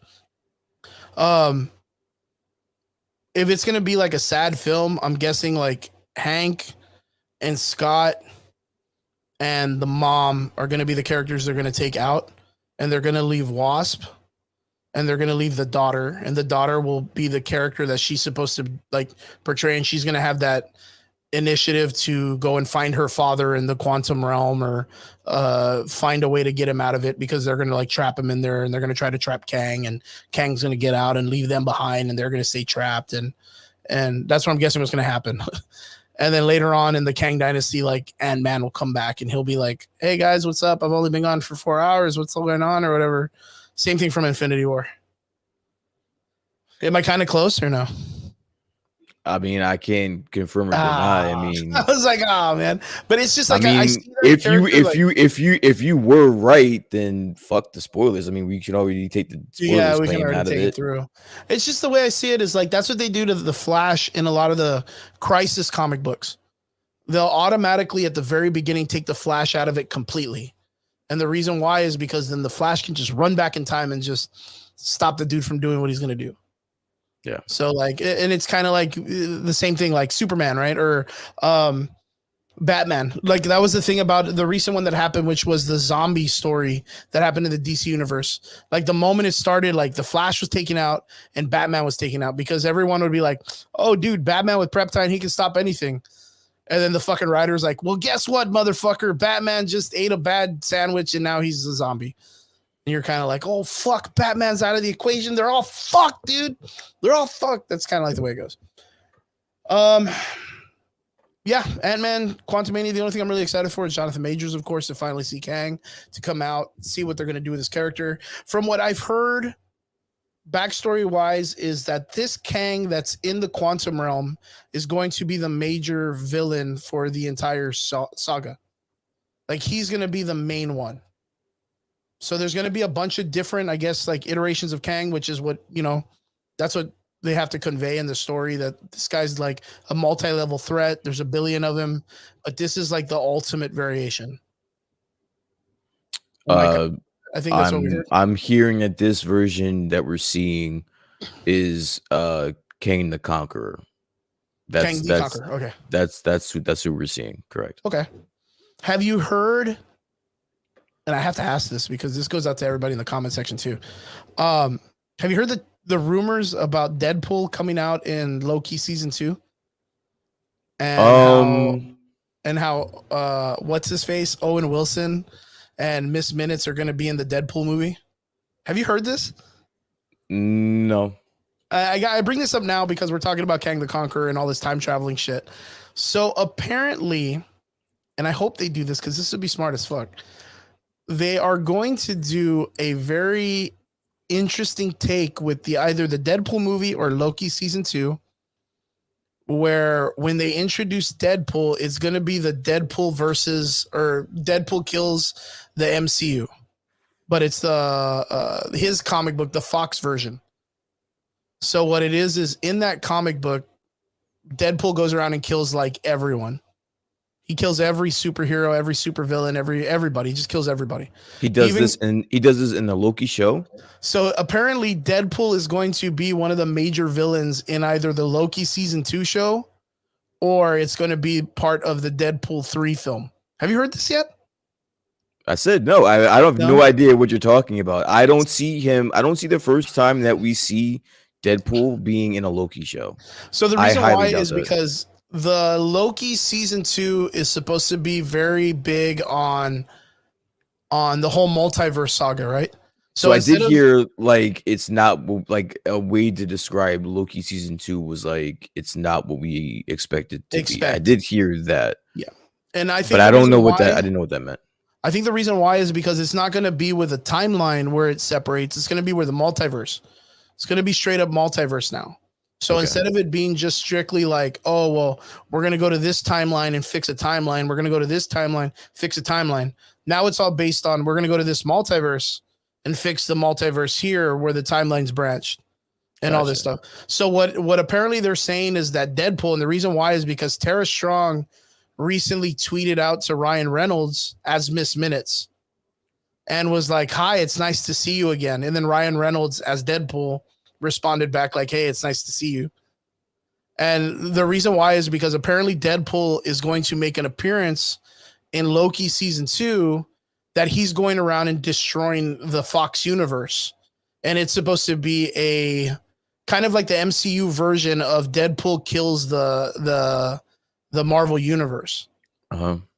Which goes off of what happened at the end of Deadpool 2, where he takes the time traveling thing and starts going and killing, like he kills Hitler, he goes back, and it's going to be where he just starts going and fucking just killing everybody. Mm-hmm. I think that's cool. I think that's fucking amazing if that's what they're going to do. Because I would think that's cool as well. If that's going to be fucking. Can you imagine if it's like, because our theory a while back is when Doctor Strange 2 came out, right? Doctor Strange 2 or 3? 2. When Doctor Strange 2 came out and they introduced the Illuminati, we talked about how there was a possibility that Deadpool would have been cool if he made his appearance there as like the dude pushing Charles Xavier's wheelchair or doing something silly, right? Mm-hmm. And we had heard about that Deadpool, Domino, and Josh Brolin's Cable's character will come back as in the Deadpool films because they're part of that story still. But we didn't know how they would bring in Deadpool, and I talked about how it'd be cool. They did like the comics where he like jumped into a puddle and just came out the other side and was just in our universe, or he just they appear at the ending with a sling ring and they go into the Illuminati thing and everybody's dead and he's like, ugh, like, oh, making faces or doing his funny shit. But to know that there's a possibility that, okay, that Patrick Stewart's character came out in that series. It got the music, and then we all assumed that he also was the Patrick Stewart, Charles Xavier from Days of Futures Past, right? We all assumed that because it was the one that did the same, and it was the 80s or 90s cartoon because he had the theme song all that other stuff, right? And that that Deadpool had already been traveling through the multiverse because he asked if it was Patrick Stewart or McAvoy in the original Deadpool movie. So there is a theory that Deadpool is from that universe, but he's the incursion that happened, and that's what caused their universe to collapse. That he's the incursion, that Deadpool's the incursion because he just started killing everybody, and he just started fucking everybody over, and that's why their incursion happened. So that in Loki 2, it would just be that Owen Wilson is going around trying to stop a Deadpool from killing everybody and starting incursions and doing all this shit. I'm okay with that. I'm really okay with them bringing in Deadpool into season 2 of Loki if he's gonna be fucking killing all the Fox universe off. I think that would be fucking good, dude. Okay, the last X-Men movie was shit. The Dark Phoenix or whatever the fuck. If he went and murdered everyone in that film, I would be a-okay with that. I would be a-okay with Deadpool making fun of that. So you're telling me that not only are we the first time we're gonna see Deadpool is gonna be in a Loki movie, Loki show, but the first time we see the X-Men is gonna be in a Loki show. That would be cool. That would be. I mean, fuck. We can even get a Nicolas Cage Ghost Rider. It's never gonna happen. We're not getting X-Men until 2025, bro. What if we get Eric Bana as the Hulk, dude, and Deadpool fighting him? Sure. Do you think that would be cool though to bring Eric Bana's Hulk back? It doesn't make sense. Like, I know it would be cool. Yes, it would be cool. Yeah, to answer your question, that's all I'm saying. Cool. But like, there's like at certain points, it's like I can't think because like if it doesn't happen, I'm gonna be pissed because now I just thought of something cool for it to happen and it didn't happen. But like, it didn't happen. It's cool to like think of things that are realistic. Like we're never gonna see fucking the X-Men in this Loki show. Never gonna happen. It would be cool. Yes, it'd be cool if I woke up with a fucking $1 billion as well. But as I'm saying, like that's never gonna happen. There's no way that we're gonna get in a Loki show. We're gonna get fucking Deadpool. No way. I don't know. It's just something that I heard. And then what was cool was the Tara Strong, the voice of Miss Minutes, coming out petition to bring Kelsey Grammer's Beast. That would be the most wild cool shit. That would be cool as fuck, dude. And you know what? He even said, Kelsey Grammer came out and said that if they don't bring him back, that it would be an injustice or something like that. It was real funny. I have to find that tweet, man, but he put it out there too. I'm telling you, man, some of these guys, dude, back in the day, they're throwing it out into the multiverse and they're making shit happen. Constantine too. I mean, they're making shit work, dude. They're making shit work. So for our last trailer, what we're going to be watching is, of course, Guardians of the Galaxy Volume 3. I haven't been able to ask you yet. What did you think of the Guardians Christmas special since you saw it after the show? Oh yeah, week? I did see it. I got a chance to check it out. I liked it, man. I liked it a lot better than I had thought I was gonna like it, to be honest with you. Did you get what I was saying? Where like I really think Marvel has a good thing with this whole like special presentation. Like it's a good nod. Like it's a nice one and done 30 minutes. It kind of feels like a little bit more well thought out compared to some of the series. The streaming series. Do you like the production quality of it? Yeah, I mean, but see, they kind of had the cheat code because they did this while on set for the movie. Yeah, so it's like they're gonna have that great that movie quality look to it. So I think it's a little bit of a cheat code, but I do enjoy it though. Like I do enjoy the fact that we did get that that effect of it. I do gotta ask though. What did you think of the super duper crazy surprise cameo character? See, I didn't even realize it. Like, I remember when you were explaining like the cameo to me, like you're like, oh, you're not gonna miss it. Like when you see it, you're gonna be like, yo, it was fucking it. Dude, I went right over my fucking head. I was in the enamored in the story. I didn't focus on the bum that was drinking, that was drunk on the side. I didn't even notice that was fucking Mark Hamill. So after you brought it to my attention, I'm like, holy shit, that's Mark Hamill. So By yes, chance, my eyes are bad. though, when you watch the show and you did see that like as a transition, your mind didn't click and go, oh shit, that guy looked like Mark Hamill. Like that was crazy. That's Yeah, weird. no, Or he looked I familiar honestly, or something. it didn't even hit me, dude. For some reason, like for me, it did like it. I didn't know it was Mark Hamill at first. I just knew it looked like someone familiar, and the guy that I actually thought it was I don't know if you remember the slave owner from Gladiator.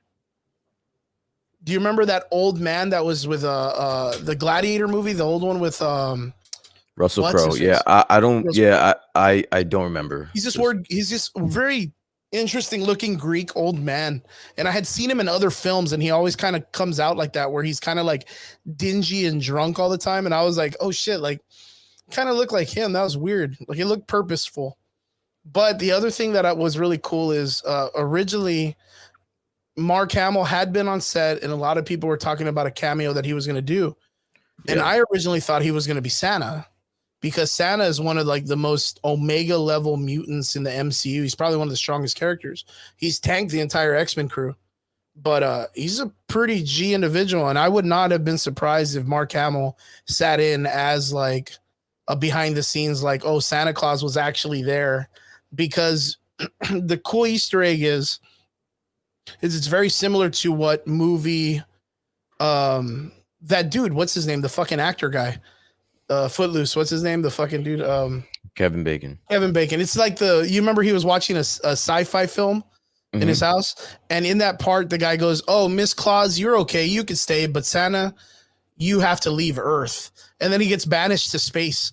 Like, so like that was kind of like a nod to the MCU Santa character, I believe. Okay. And that's what I thought his character was going to be. And then it ended up being that he was just a fucking transition scene of him just drinking. And fucking all right, dude. All right, James Gunn just pulling a big one on us like that. I thought that was cool. Overall, good, heartfelt series. How do you feel about Mantis being Peter Quill's sister?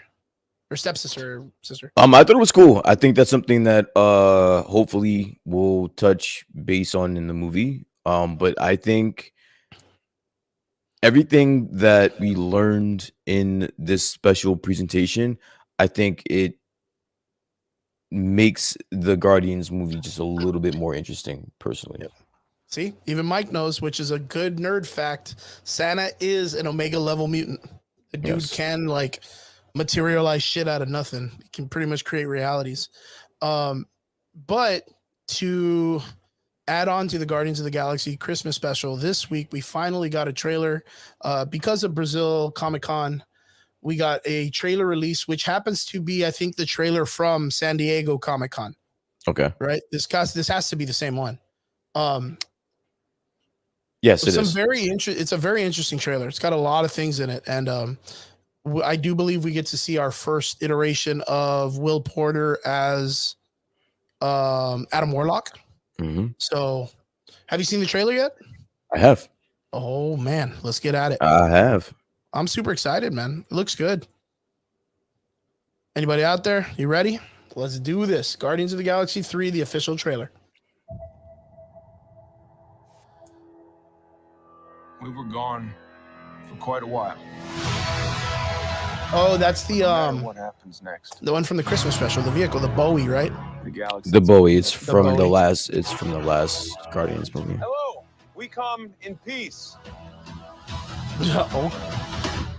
Okay. Oh. Come on, Drax. Seriously, dude? No! Ow!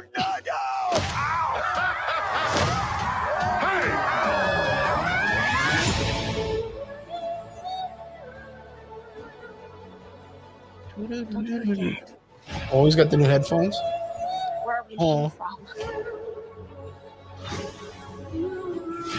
Look at them. Among Us or what, dude? Among Us. Lives. Pete, I'm done running. Hi, Rocket. Yeah. High Evolutionary by Lavelle. Okay. Okay. Oh, Among Us, dude, that's so funny. We'll all fly away together. One Okay. last time. Into the forever. That beautiful sky. Okay. Oh, that's it. Fucking Adam Warlock, dude. Oh, that's right. This is the last Guardians film for James Gunn, right? Yep, it's his swan song. There's got to be like a love letter to the first one guy, one film guy too, who no right? one loves. Now you're just making Like it the whole sad. entire Guardians of the Galaxy situation, like it's got to be a love letter to it, right? Yeah. So what do you think about the rumor that people are gonna die in this movie? What do you think? Well, I know for sure Drax is leaving, so fuck it, they could kill him off. I'm good with that. Okay. The other rumor that I heard was Mantis, because apparently the curse is Peter loses his family members all the time. Okay. I could see Mantis dying because like her character, like I don't really know what else you could do with her. Like if you think about it, like what else can you build that character on? Like what backstory do you go with? Like you literally cut her entire backstory out by just making her where like, well, she was just a throwaway piece for this ego planet and she could just make people fall asleep and wake up or whatever. Like that's the only thing that I see is like, I guarantee Gamara's coming back. And if Gamara's coming back, they're not going to kill off Peter Quill because they both need each other. Right. And then the other thing is if they go with the story of the recent Infinity story where she becomes a villain, she ends up doing the reveal to Peter Quill and it ends up being even like more hurtful, right? Because Gamara's the new Thanos or whatever. Groot's not gonna die. He doesn't die. He's a forever character in Marvel. He's actually the tree that's with what's his Reed Richards kid at the end. Remember in that one comic? The one that they go back into the future or whatever, or some shit. Captain America. With Captain America? Yeah, remember you saw that comic book, which which one? The New Avengers, the End of Time, or Path to the End, or the one that goes to the ending of the universe, the ending of the multiverse, into the all new, all different. I can't remember off the top of my head. Okay, it's I don't know. I don't know if I finished it though. There's a part where like a bunch of Avengers and Captain America get taken by the time stone all the way into the future. And they end up putting like a fucking bomb or like a virus in Captain America's eye. He ends up going farther into the future and then fucking up the Avenger planet, which is all Ultron. Like it ends up being like Ultron fucks everybody over. Okay. But there's a part where he gets to like the ending of time and the only two people that are there are Reed Richards on like this small little island with a tree. Okay. That's just there. And he's just there. And it's not Reed Richards, but his fucking kid. I forgot his fucking name. But Franklin Richards. And he's like the craziest mutant god you can think of. The dude's like a fucking beast. He's Galactus's boss, in other words. Yeah. Well, and he's at the ending of time and they're trying to like stop like a forever force that's going to kill off humanity or whatever. And when they all show up, like he just tells Captain like, oh, well, you need to go back because you got some other shit you need to do. Bye. And he sends him off. And then at the end, the tree then tells like Franklin Richards, I am Groot.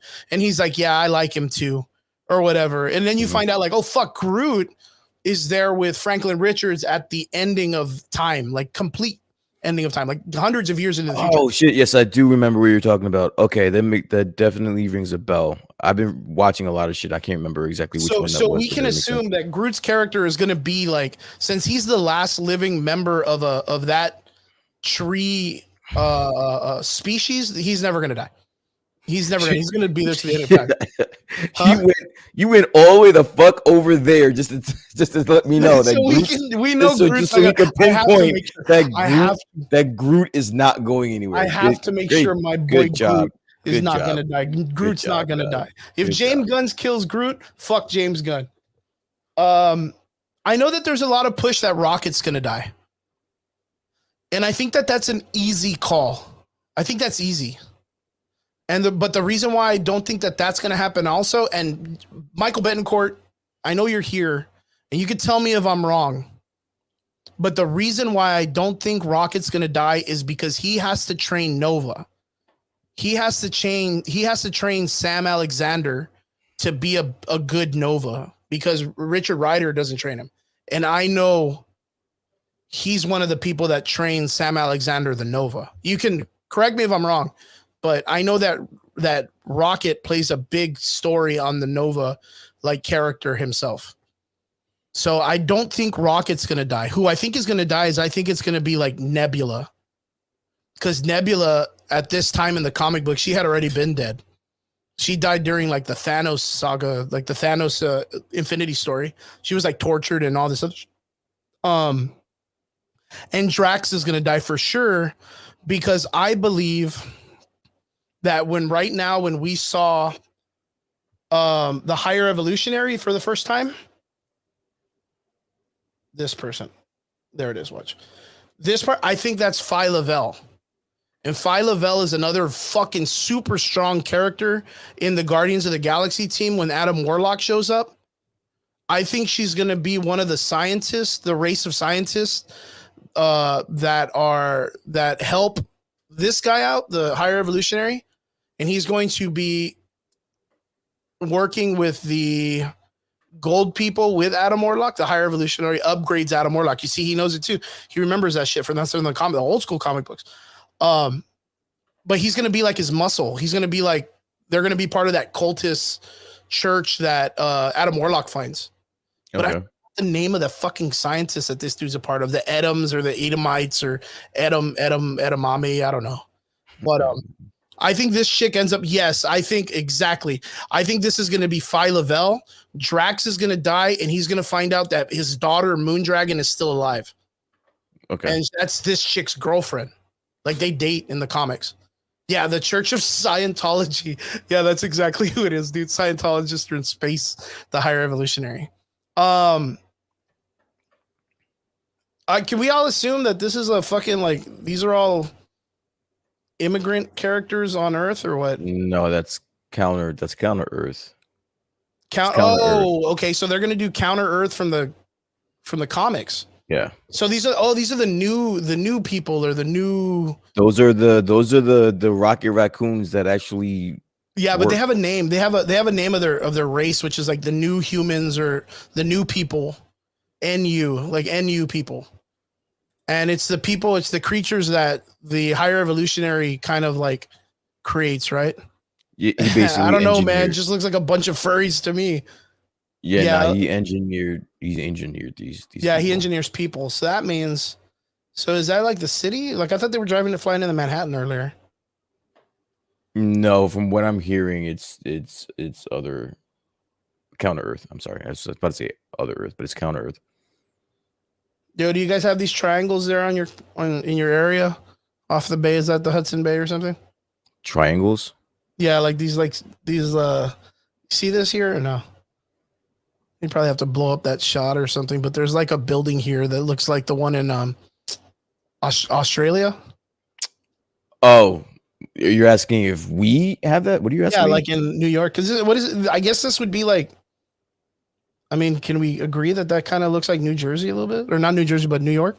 Manhattan, Well, maybe? yeah, that looks like the Statue of Liberty. I would love to see what that is. I would love to see. Well, it's supposed to be the Statue of Liberty, but if this is counter Earth, it's going to be something totally different. So I would love to see what that is. Oh, what I do? I was going to say, do you guys have cruise lines that go through there?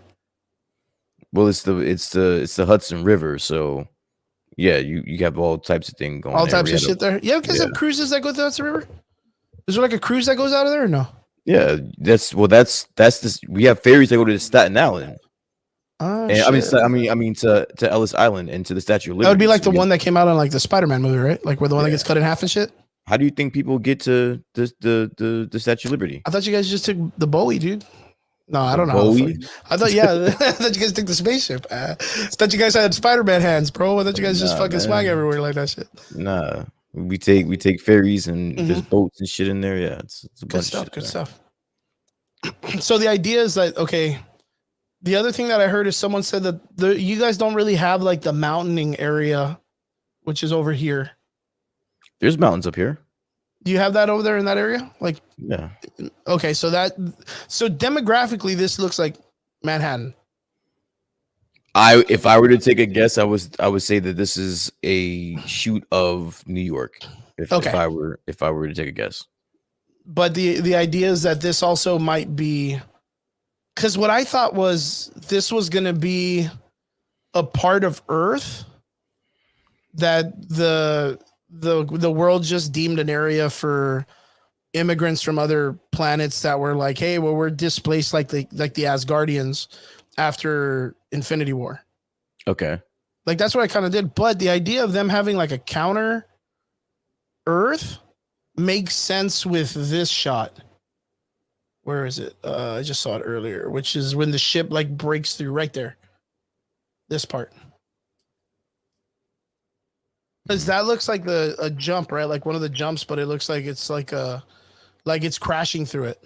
Like a force field or something. This is all weird, man. These look like the prison costumes from the original movie. I was reading like this here is one of those like you know how Disney and Marvel, they kind of like alter scenes to not make them look exactly what's going on. I think this scene is a little bit more serious than it's led to believe. Wait, say that again? You know how Marvel alters scenes like in Infinity War, Yes, I where do. they had Like when they had the Hulk and they do all that shit. Exactly. They do it all the time. And I heard like this is probably one of those things that we're looking at in this scene right here. Okay. Like things may be a little more chaotic than it looks right here. Well, these suits look very that looks like a fucking weird meaty suit. Very similar to the suits that they wore when they were walking on that planet, when they were doing this one. That literally looks like Among Us, dude. Like, am I not the only person that sees the cast of Among Us here? So does that mean there's a traitor in the mist? And what is this supposed to be in the background? I know that it shows like it almost that thing is okay. I don't know. Maybe it's a planet, a living planet. I don't know. Okay, so straight up, this white structure is the same white structure there. Oh, there. That's the same design quality. Okay. So I'm guessing that this interior scene is in here. Okay. And this kind of gives me vibes that this might be another one of those Nova prisons. Like in the first film, right? Because we're getting some callbacks. We got a callback to the gun scene at the end with Rocket in the prison over here, right? With Rocket. But Rocket's not in the scene, which I think that's on purpose. But I'm thinking that Gamora might have been in prison and they're kind of breaking her out of prison. Okay. Like that's kind of like, because she's not in any of the scenes. And if you go back here, this would be like, of course, that's got to be like, what, Drax or Groot. I doubt Groot would need this shit in space. He doesn't have lungs. It's got to be like Kraglin, Mantis, Peter, and Nebula and Blue, of course, right? It's got to be the 5. And then they're doing like she's the one that's trapped in. I love her hair in this film. I like that she has her long hair. It's really cool.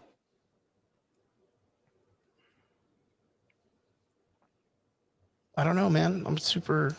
This is looking good. It's looking really good.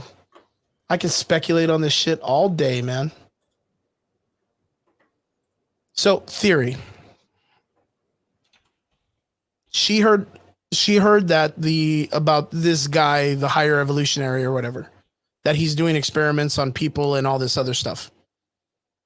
Gamora goes to save the people and release them because, like she did with Nebula, and the way that she felt when Nebula was captured by Thanos, she always wanted to let her go. So maybe she heard about like the Phi Lavelle character, which is the little white-haired girl. Maybe she heard about this character or Moondragon and wants to find a way to free them from being imprisoned by the Higher Evolutionary. She gets captured. She gets put in the prison. That's when these guys find out. And then that's when they find out about this guy overall. What do you think? Yeah, but wouldn't Rocket, but Rocket would already know who he is, though. Yeah, I think, that's the only other part that kind of trips me out is like, there are flashbacks of this dude, or maybe he already knows like the run in with this guy and he just doesn't want to run in with him. You know what I mean? And that's why Rocket's kind of like, I'm tired of, like in the scene where he's like, I'm tired of running. Yeah. Right. Maybe it's because of the fact like the whole time he's just been like scared. Gamara's a Ravager? Is she really? Oh, that's right. Right. No, maybe. Yes. Wait, where do you get that she's a Ravager? I think I did hear that somewhere. I don't think it's confirmed, but I did hear that she's going to be, if not already, by the time this movie starts, as a Ravager. Oh man, I know Sylvester Stallone is credited to be in this movie, so there will be the Ravagers. And I also heard, of course, going back to it, Will Porter's character, that the queen of those people is also scheduled or set to do it. How do you feel about Will Porter, man? I would need to see more. I'm not sold on him right now. I'm not sold on what we see. I was very right now. I'm sold. I was sold more by the pictures of him seeing like audience members where he looked buff as shit. But like here, he just looks like the dude that's like, you all get paid or whatever. Like that one movie he came out. He just looks like his normal ass self here. Yeah. The forehead thing. What's going on? I mean, it's obviously not the Soul Stone, so I don't know. I'm interested to see exactly what they come up with. So, do you think by chance? Because this is the thing that freaks me out, and again, this goes back to the idea of where we were left off at the ending of Infinity War. Right now, the Soul Stone and all the other stones are anyone's guess. They're not with Thanos because Thanos of that timeline when they returned was completely gone because he traveled back into the future, right? Or his present became where he was, which he traveled into the future with. So in the time that he left, there was no Thanos to collect those Infinity Stones anymore. Does that make sense? No, because the stones from our timeline, the real timeline, are disintegrated. No, because when he returned to the present, the Infinity Stones were completely gone, right? No. Yeah, he destroyed them. So they went. Yeah, they had to go back to different timelines to get the other crystals, right? And then Captain America put them back. So the stones from our timeline are gone. But they got put back. Correct, right? But the Thanos from that timeline didn't get put back. The ones. This is the part that confuses me. No, it's not confusing at all. It's not confusing at all. They had to go back before he snapped and basically destroyed all the other time stones. They went back in the past, got them, took care of business, and then put them back. So as of right now, where we are, there are no Infinity Stones. There are none. There's none. But my thing is, who atomized them when the time comes back to normal? If that future variation of Thanos never changed that when they went back in time, because they explain that. Right? No, I know what you're saying, but this is just the way that it is. Like their reasoning of time travel, it never made sense to me.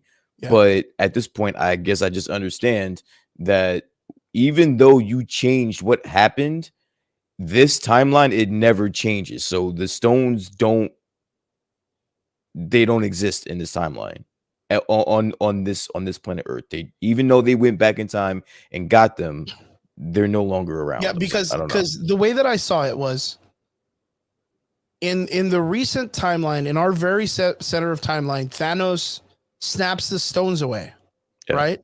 The Thanos of this timeline. This is exactly what they were talking about in the movie. Like Ant-Man was trying to understand the concept of time travel. Because it doesn't change the future. That's what they were explaining. It does not change that present's future. So It's that's what I just that said. That present now becomes your future. That's basically what I just said. Yeah. But the concept is when he snaps. Okay, so that regular timeline Thanos snaps the Infinity Stones away at that moment. When they go back in time, the Thanos from that same timeline creates a paradox because he then travels from the past to the future. Correct? And then that Thanos is snapped away and never returns at that moment. So when Captain America later then returns back to the past to put those crystals back, that Thanos never returned back to his timeline. And so he's never there because in that timeline, his future became that moment before in a different timeline, not the one that it's the same timeline. It's the same timeline. It has to be the same timeline because it doesn't change the future.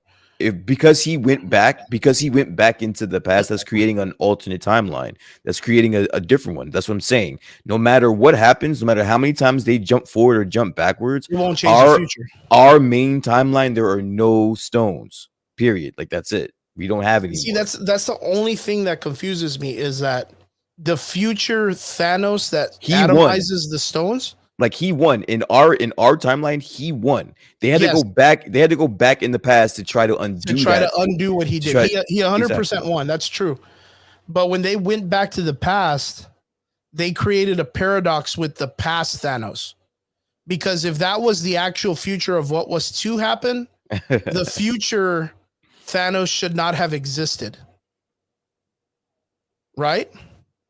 Say that again. The future Thanos should not have existed if this was his past.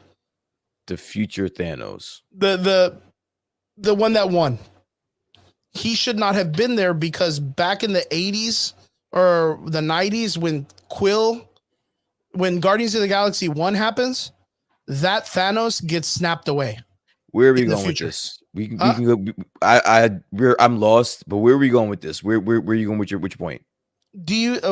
My thing is, I think that there's still a possibility that they could do some type of storyline where Adam Warlock becomes the Infinity Watch, where he gets the stone back in his possession. Okay. Because I believe that the stones of this future is anew because of what happened to Thanos. Okay, maybe. I don't know. Yeah, I don't know. As far as I was concerned, the stones were gone. That was the whole point of Cap going back in time to replace all of the ones, because in our main timeline we do not have Infinity Stones. So maybe you're right. Maybe I don't know what they're gonna do. Hopefully, you know what? I would love this this version of Adam to have the Soul Stone, so I wouldn't be opposed to it. But as far as my understanding of it is, we don't have a Soul Stone to give him. Okay. Yeah, it's always been like in the back of my mind that's been the story that I've kind of said, like when we get the evil Cap, that's how we get it. Because we're probably going to have like two versions of a Captain America. The younger one and the older one, and the older one is the future variation who stayed in the past with himself. I think I heard something theory, like that, right? And the theory that I heard is that when they went back in time in an Endgame, when Cap and Cap were having that fight, and Cap and our Cap hit him with the scepter or whatever. Yeah, that's the one I told you about. And now his brain, he resets his brain. He resets his brain, and because he said "Hail Hydra" in all the elevator, other Hydra agents pick him up and they take him. Exactly. That's how we're going to get. I strongly believe that that's probably what's going to happen, and then we're going to have two Captain Americas, which is the old one that went back in time, and the young one that's there in that timeline because the timeline has changed. And that's the thing that when I started thinking of that theory, it's when I was like, wait a minute. So we have literally our universe after Guardians 1, Thanos got snapped away. So there is no person to collect the stones and cause Infinity War and all that other stuff from happening. So no one's literally going after the stones. So they're just literally out there somewhere in the forever zone. They're still in the universe because no one's collecting them, if I'm not mistaken. So I don't know. I'd probably have to go back and map everything out, but I do believe that the Infinity Stones are still in our timeline. Okay. But I may be wrong. Marvel can do whatever the fuck they want. Michael Bedensort says gonna be 3: old Steve, young Steve, and Sam. Well, yeah, well, he's Cap. He's not a Steve though. Going back a little bit, Michael Bedensort says it's the butterfly effect and the multiverse. In the main, we have no stones, but Cap went back and created a different verse break-offs that make different universes with stones. Maybe because of the fact that we got Kang the Conqueror, maybe it is a multiverse now. And that's where it starts and all that stuff. George says time travel doesn't work like that in the Back to the Future in the MCU. Actually, time travel is different in Back to the Future, I think.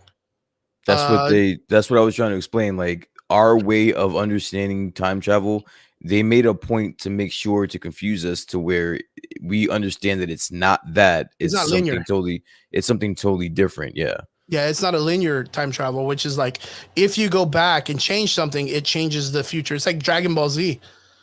It's like Dragon Ball Z. Like you can go back and save Goku, but it's not going to help your universe. But you can go off and save another timeline, which is the Trunks thing, right? Yeah. And then George says he's got a headache. Yeah, man, I got a headache too. So right now for me, I'm not really sold on Will Porter's character right now. It does look like right now in the story here, he is going after the guys in Nowhere. Because I think like right after this, he punches the fuck out of Gamora, right? Does he have a cape? Yeah, it looks like he has a cape. Yeah, it's supposed to look like he's punching the shit out of Gamora.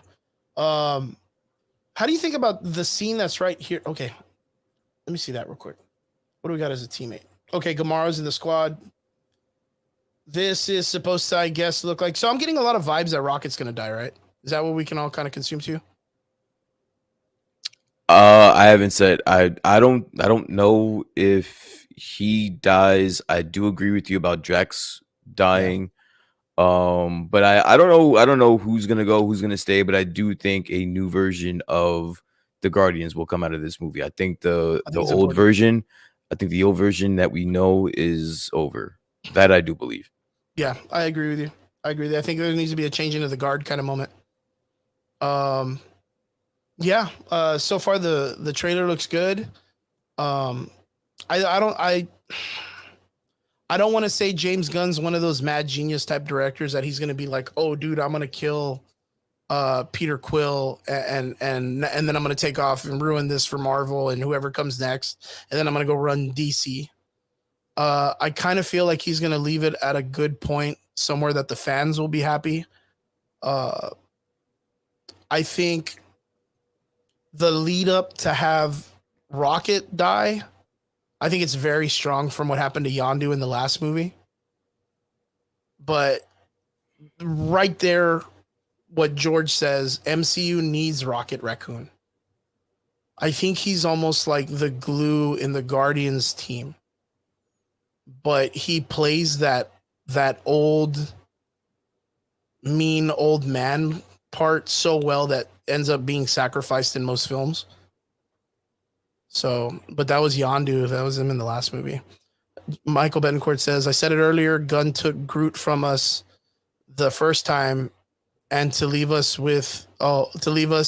he'll take Rocket. And you see, that's the other thing, man. Like a lot of people are saying, like him and Nebula were the two characters that survived the blip. So they were the ones that suffered the most.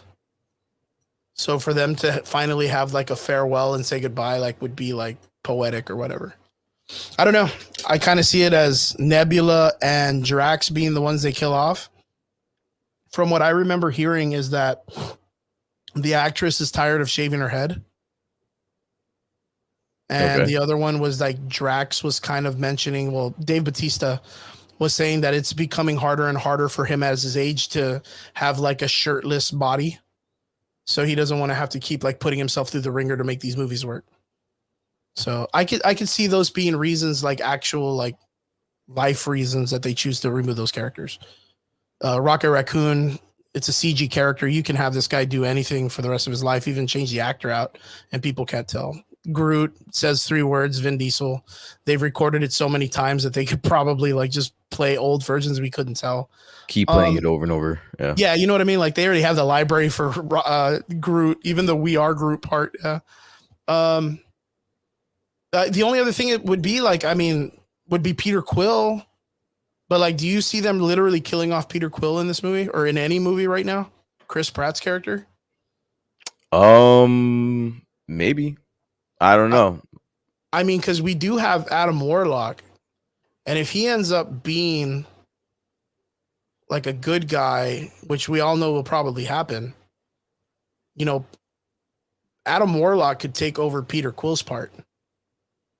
And he could be like the new captain of the Guardians team. Right? Yeah.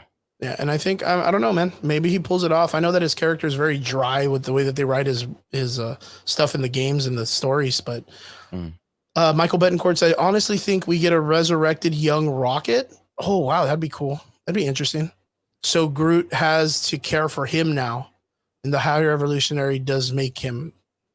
Does he reiterate him as a younger version? I didn't know that. I couldn't remember that far back in the comics. But yeah, so far, Guardians of the Galaxy, I'm really excited for it.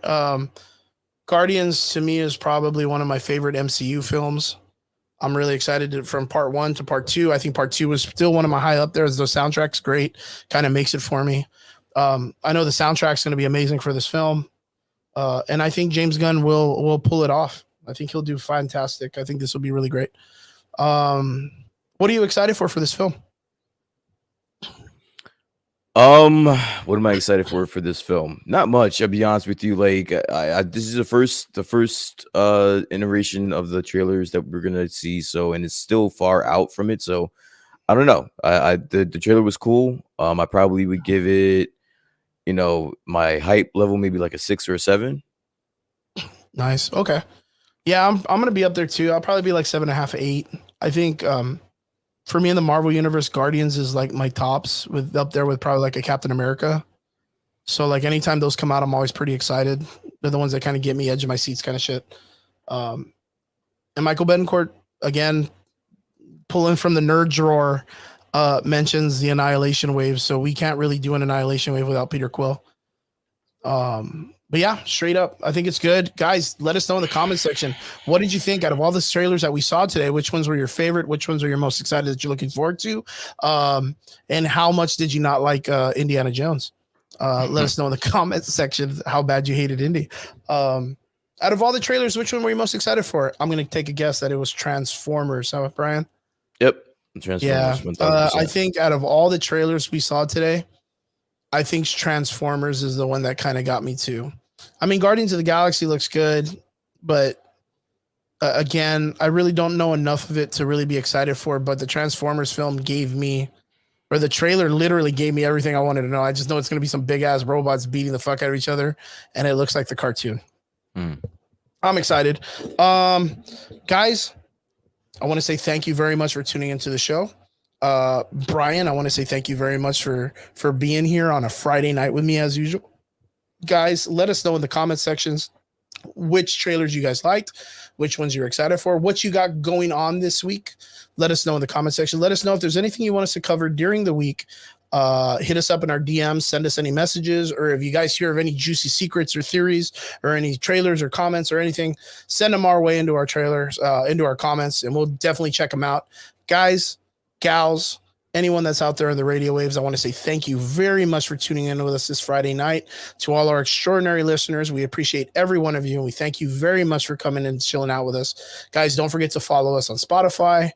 In fact, if you guys have YouTube, we have a YouTube channel. We show our lives there also. So if you don't catch us here on Facebook, you can watch us live on YouTube also. And you can go to, I run my Twitch channel through here. I don't even remember, but I have a Twitch channel. I don't even play video games as much.